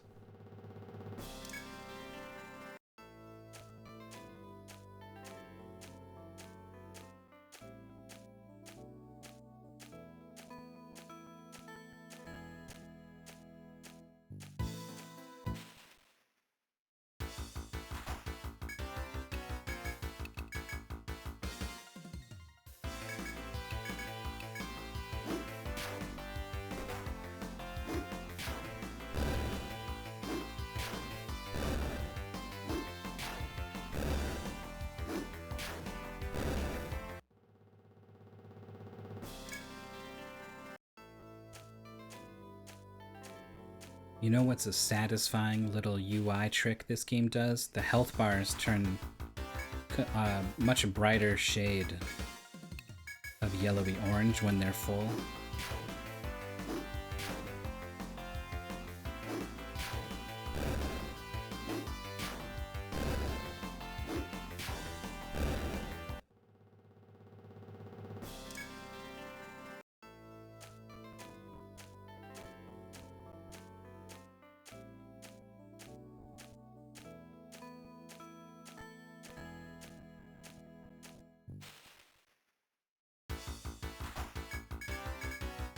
So how are we doing? halfway, 2/3, 3/4, 4/5 on me for some reason, and then half for Branwen. Do I have like a 1 agility item on?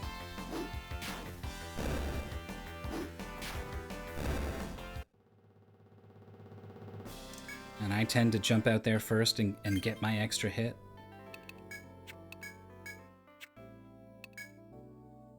Yeah, look at that. Oh, Lean does. Never mind. I guess this is just within standard deviation or whatever.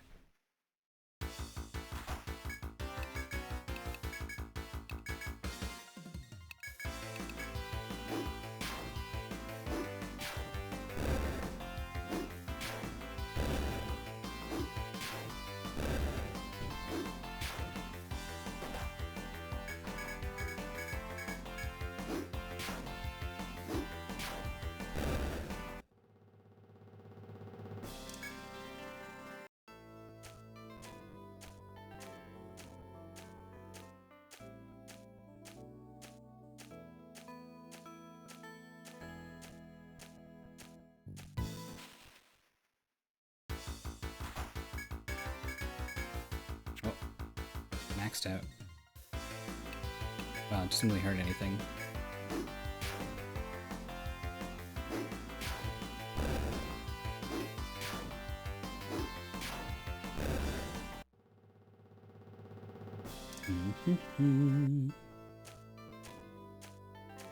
Some games have some pretty quirky things going on behind the scenes, usually due to a bug.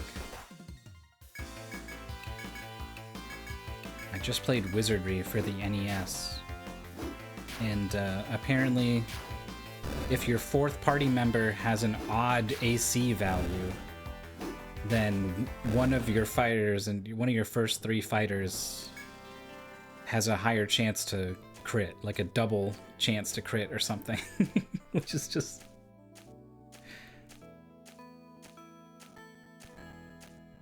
It's making me wonder what kind of weird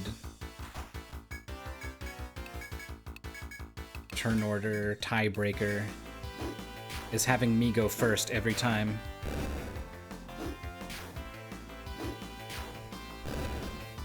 And Branwen last. Well, this time it was a preemptive. Still, though. Yeah, look, I just went first and killed that guy. Again, I'm always first. 22 agility. 19 agility. The buff coat. I forgot about the buff coat. Yeah. Okay. Mystery solved. I've got an extra 3 agility on my armor.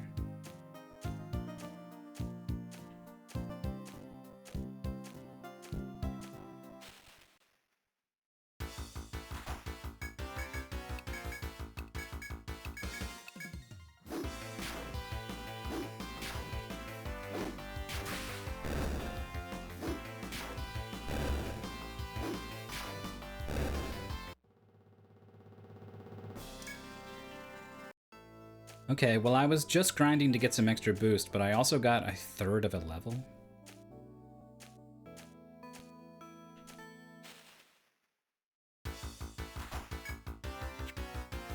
Why does it take so long to get boost?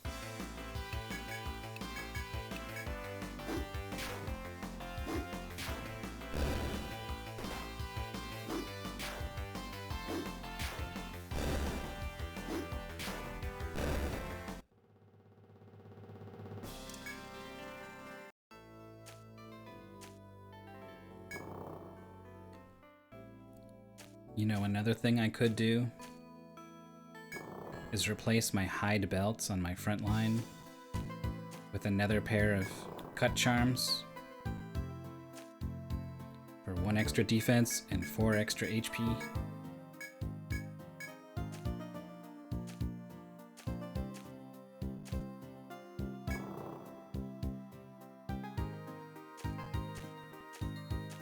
But I'm pretty confident we're not going to need it.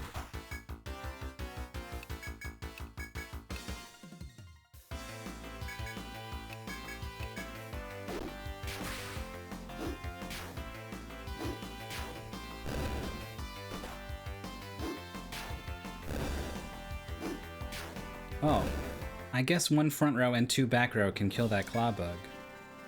So I can one round that battle now.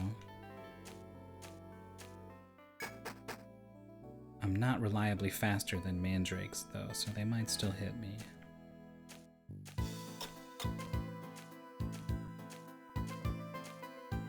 It's nighttime.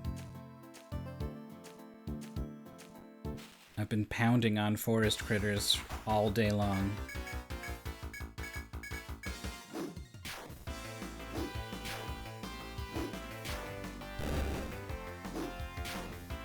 Just winding up for the ultimate forest critter.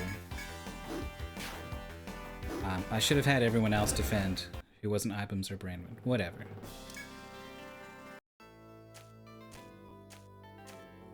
We still got kind of a lot of squares to cover.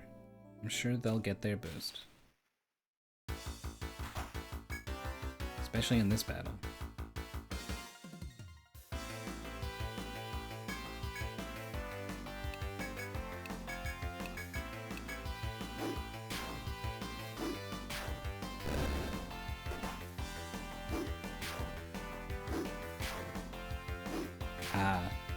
My damage rolls were not high enough.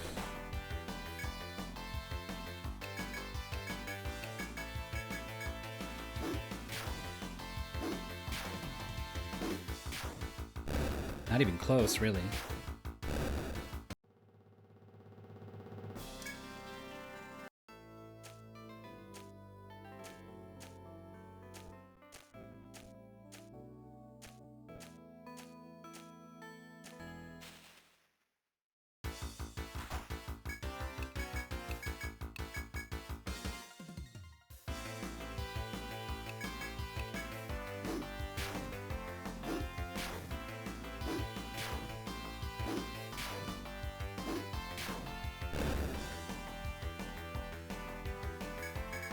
The double miss.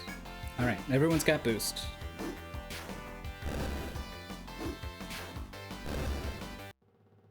So I guess if I feel like it makes sense to run away from a battle, rather than just kill everything, I should do that, but I don't think there are many battles where that makes sense. Because most of them I can win in one dang turn.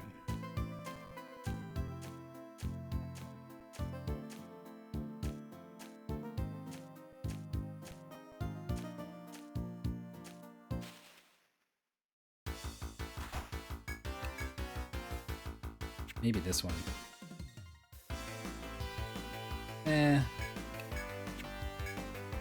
It's only a 30% chance to run. Maybe the back row should try to escape. Yeah, that's what we'll do.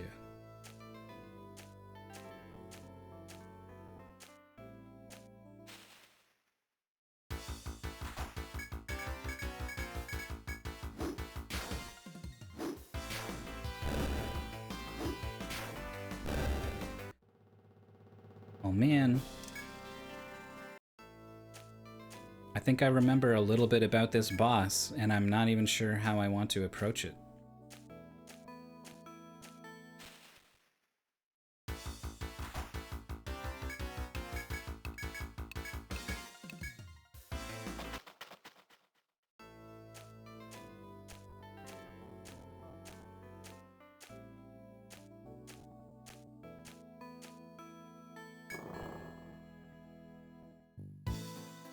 As you continue through the trees, you sense beasts surrounding you on all sides. Their reek is ever present in your nose, while their constant low growl plays on your nerves. You have reached Fenrir's dread lair. Oh, look at it. Look at it.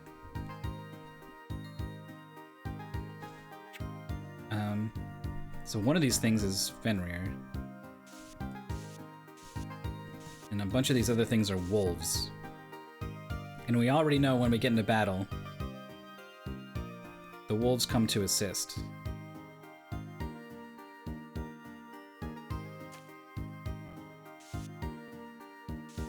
So I guess I'm gonna clear these out as much as I can.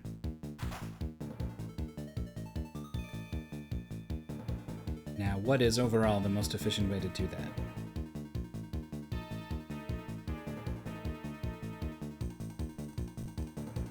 how long is the main battle gonna go on, and how many caduceus uses do I want to save? Also, if I just do one and attack, is that enough for a kill? Looks like I'm pretty fast compared to this thing. Oh my god, wait, the caduceus went first? That's ridiculous. If I go again... Okay, no, he went first this time. Seeing every wolf on this floor angry is really something.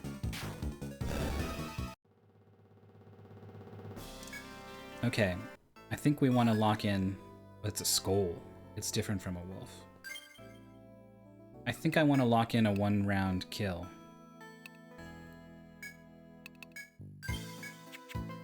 With the two caduceus. I said deuce like deuce. Like two. I can't even make that joke in text. Even if you spell it, it still just spells caduceus. Right, so you've already gone once. So now you two go. Evil Cry? Why, that's perfect. You're not even gonna get a chance to do anything. Oh, just kidding. He's got more health than the other wolves. Now he's gonna hit me super hard with his attack buff. Yeah.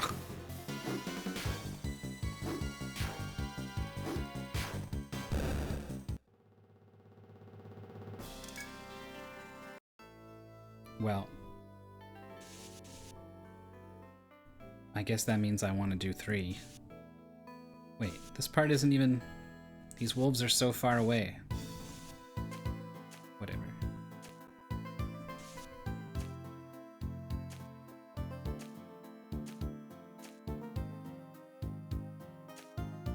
It looks like I can't get into regular battles in here.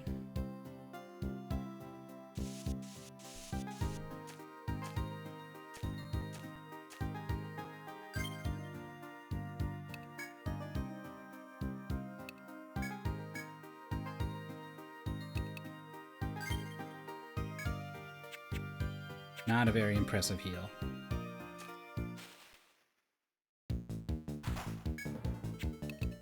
So I guess what we're looking at is a triple here.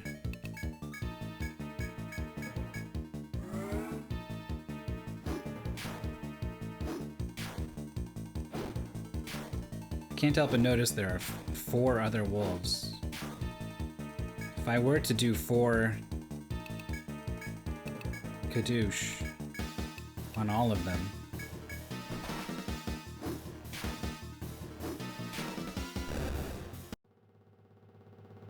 I would have no more TP left. And I wouldn't get it back when I leveled up. Do these things all respawn? If I kill them all and then go back to town and then come back, do they all respawn? I wonder. I'm not gonna do that. But just know that I thought about it. And I thought about it in 2 ways. If they don't respawn, you get a free shot at the boss without any wolves nipping at your heels. And if they do respawn, boy, you just found yourself a top tier grind spot. Hey, guess what? The boss came and got me, and so he's here now. And those guys in the back are just gonna maybe be a problem. Or maybe I'm going to smash this thing's face before they even know he's gone.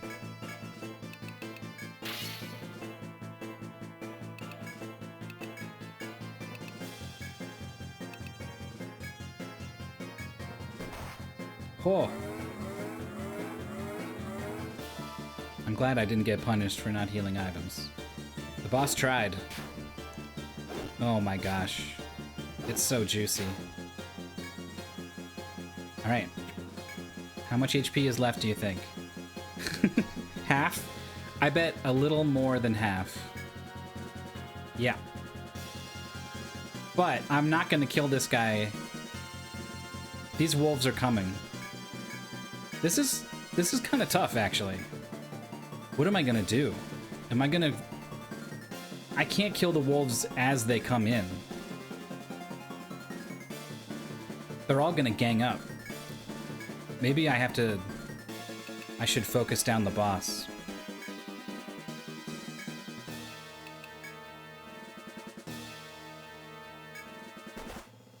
Five damage. Oh my god, boosted immunize is just crazy. Maybe it doesn't matter what I do, because I'm just not going to take any more damage. I cannot believe the boss hit me for 5 damage. That ain't right! I'm glad Evil Cry only boosts his damage. Terrified. I think this has a chance of me not getting my turn. Alright.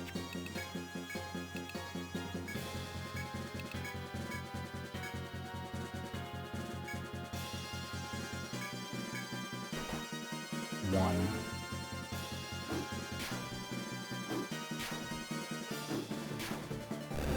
There he goes. And the other wolves are gone. God, I could have just waited for them to show up.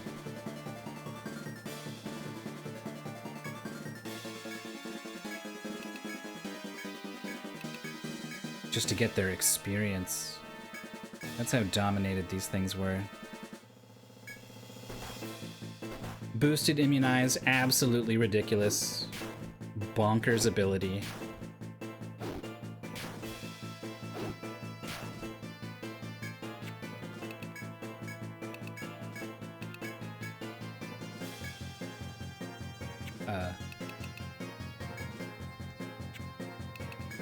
But now I have no immunize, so let's get that going again.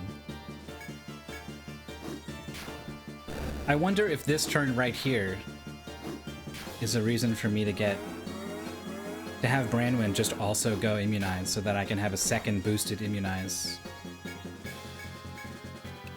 Rather than going for regen or better healing or whatever.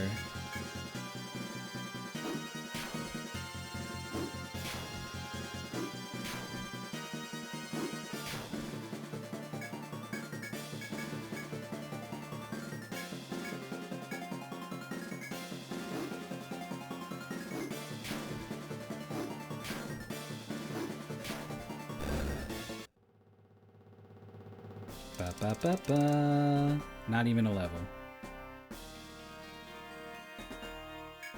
I got a huge fang and a stiff hide. Oh yeah, stiff hide I already have. Huge fang. Is that the good one? I think this boss has 2 drops. Huge fang.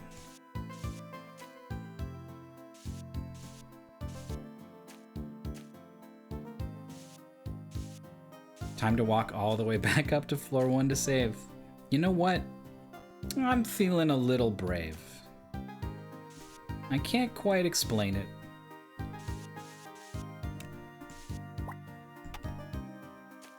But I just feel like I've still got some TP on my healers. Branwyn's still boosted. I think I'm okay to go a little bit further.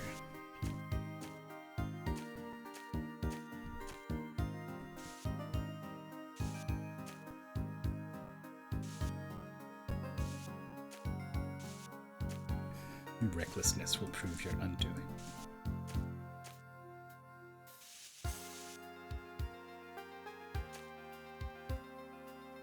$10 p.m. bedtime. Bedtime for you. I'm just getting going at 10 p.m. Behold, the second stratum, primitive jungle. I got the dance of the fairies, and what is this before my eyes?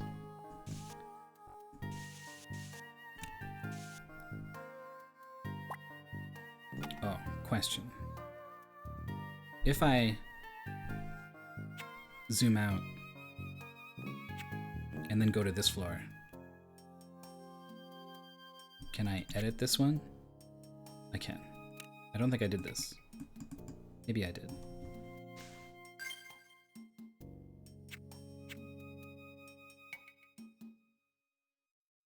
Up. As you reach the new stratum, you find a mysterious light shining in front of you. As you gaze upon the enigmatic scene, you hear someone descend the stairs behind you. You turn to see two familiar adventurers with smiles on their faces. Well done, Ishigawa explorers. Rid of the wolves, the Emerald Grove again knows peace. Grim satisfaction is evident on the warrior woman Ren's face as she gazes into your eyes. In overcoming hardships and growing stronger, you honor the Explorers Guild. After defeating Fenrir, you will be known as high-ranking adventurers of Etruria. We salute your hard work. May your continued exploration go as well as it has thus far. The pleasantries thus dispensed with, Ren points to the unearthly light behind you. See that light? We call it the geomagnetic field, and use it to investigate the labyrinth. Truthfully, no one knows what created it, or for what purpose, but its power is formidable. Touch it, and you will find yourself elsewhere. The Rada's chieftain pioneered its use. Though you must be eager to explore a new stratum, I advise you to return to town first. Ren and her flame-haired partner brush past you and approach the Pillar of Light. In the blink of an eye, the two of them disappear from where they previously stood. Is this the power of the geomagnetic field? Ren's words stay with you as you continue. Yeah, I do gotta update the stream layout. Oh.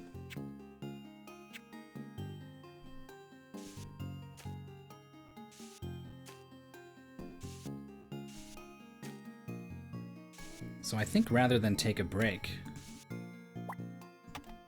I think I might just call the stream here. After reaching the new stratum, you suddenly remember you had undertaken a mission from the Rada to defeat Fenrir. It would be best to report your victory over the beast before exploring this new region. And then it turns around and points you right at the thing. Whoops.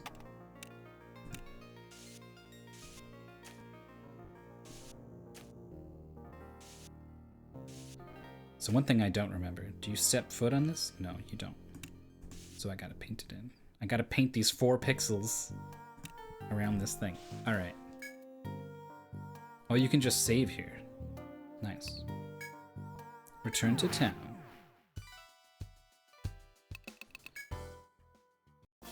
Bum bum bum bum ba-da-dum bum bum.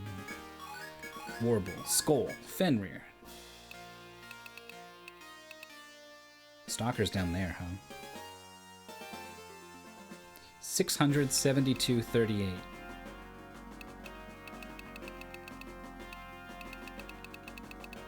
Oh, I missed it. There it is. Fenrir. So we got its regular drop. He dropped some ice resist armor, which is cool. I don't know if I can wear it, actually. I didn't look that up. These guys just drop stiff hides. 454.30. So basically the same, but with more HP.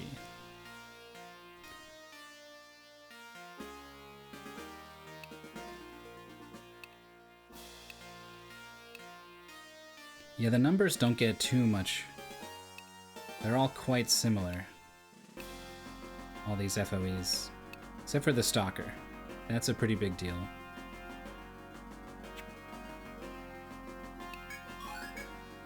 Huge fan. Alright, report the results. The terror of Fenrir. The menace is no more. It seems you've defeated that dreadful pack of wolves, along with their leader Fenrir. I thank you all. I thought you to be common novices, but you've grown into fine adventurers. It always lifts my spirits to see young adventurers growing stronger. Continue working hard to explore the forest while improving your skills. Oh, yes, and for defeating Fenrir, we present a small reward to show our gratitude for all your hard work. 2,000 bucks! No new mission.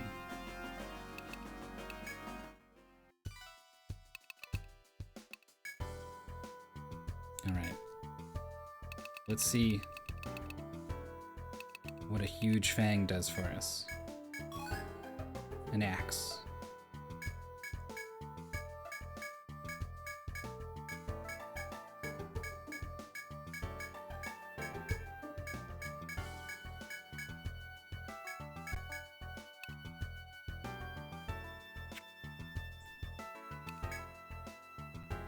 I'd remember to upgrade your weapons sometime. Though I'm happy to see you taking care of the weapons that you already have, of course. She's like, hey, buy stuff. Look at all this. A shadow in the grove. Band of Adventurers seeks vengeance by proxy on the unknown beast that attacked them on B5F. Well, I'm kind of the master of B5F. It's from an explorer who's a regular here, ambushed on the forest on the 5th floor. Too much for them, so they panicked and ran away. A terrible poisonous spider that's usually seen deeper in the labyrinth.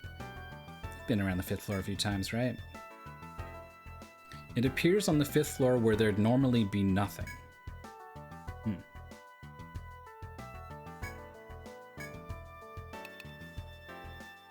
Already the very vague quest descriptions have started. Yeah, the big wolf is very much like a cat. I didn't even really think about it, but it is kind of a big cat in charge of a bunch of dogs. Dude, that thing is super dead. It had no chance. It hit me for like single target damage with a boosted immunize. Etria's most expressive designer, the lady Miss Merrill, must have butterfly eyes for her new product. Decided to take the request, huh? Every Etrian girl's dream is to step out wearing the accessories she creates. Her newest design apparently needs insect eyes from butterflies. I'm a fan of her accessories, but might not stand in line for this one. Well then, off you go.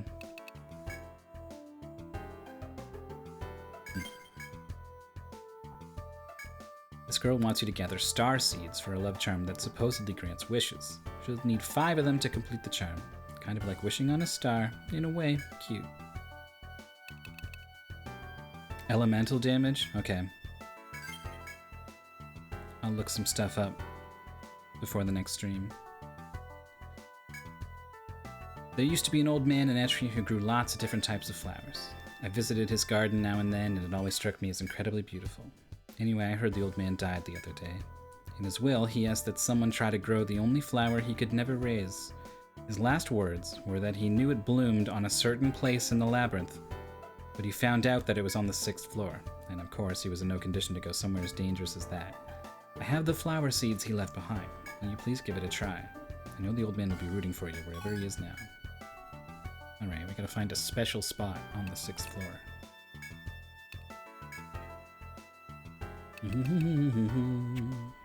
Well, I think that's all the quests anyway.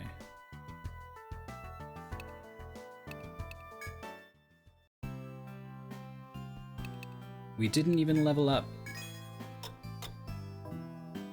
We didn't get any new items. We did get access to a new stratum, upon which we will have to learn how to deal with entirely new sets of enemies. We'll get entirely new sets of drops, unlock new stuff.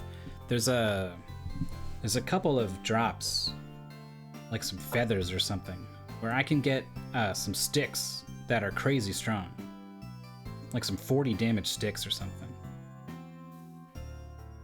The first time I beat Fenrir, one of the lackeys killed me a turn later. When I beat it properly, didn't want to go down the stairs without saving, so he walked all the way back up. Yeah, classic. That's what Nico was joking about. I'm pretty sure that's what Nico did. Because of course you beat the boss and you're like, oh man, I gotta get out of here. It would be foolhardy to press on. But once you play one of these games, you get to know. You get to know the deal. Well, we did it. 5 medics have conquered the first stratum. I think we all knew. Once we got that attack up skill all the way going, and we let loose Caduceus for the first try, and once we cast Immunize and just easily trounced the FOEs, I think we all knew it was going to be pretty smooth. Though I am still surprised at just how smooth. I cannot believe how little damage the boss did. So that's a good sign. That's a really good sign for the 5 medic party. I bet these folks will go far. Thanks everyone for watching. I'm gonna be back either Thursday or Friday. I haven't made up my mind. Probably in the evening-ish time, like a 5 or 6 p.m. sort of stream. But you can catch me tomorrow. I'm gonna be playing Octopath Traveler 2 with Jorf. And we're finishing up some of the main character stories. That's probably going to take up the whole stream. But the one after that, we're going to recruit a whole new party, and they're all going to start with their intro chapters, so it could be a good time to jump in and start watching. Probably not tomorrow, but the one after that. Yeah, Jorf will be playing, and I will be composing my fanfic that I think is perhaps a stronger story than the one told in the game. That was fun. Yeah, we have fun over there. And I hope that you had fun here. And I hope you have a good day. And I hope to see you next time. Till then.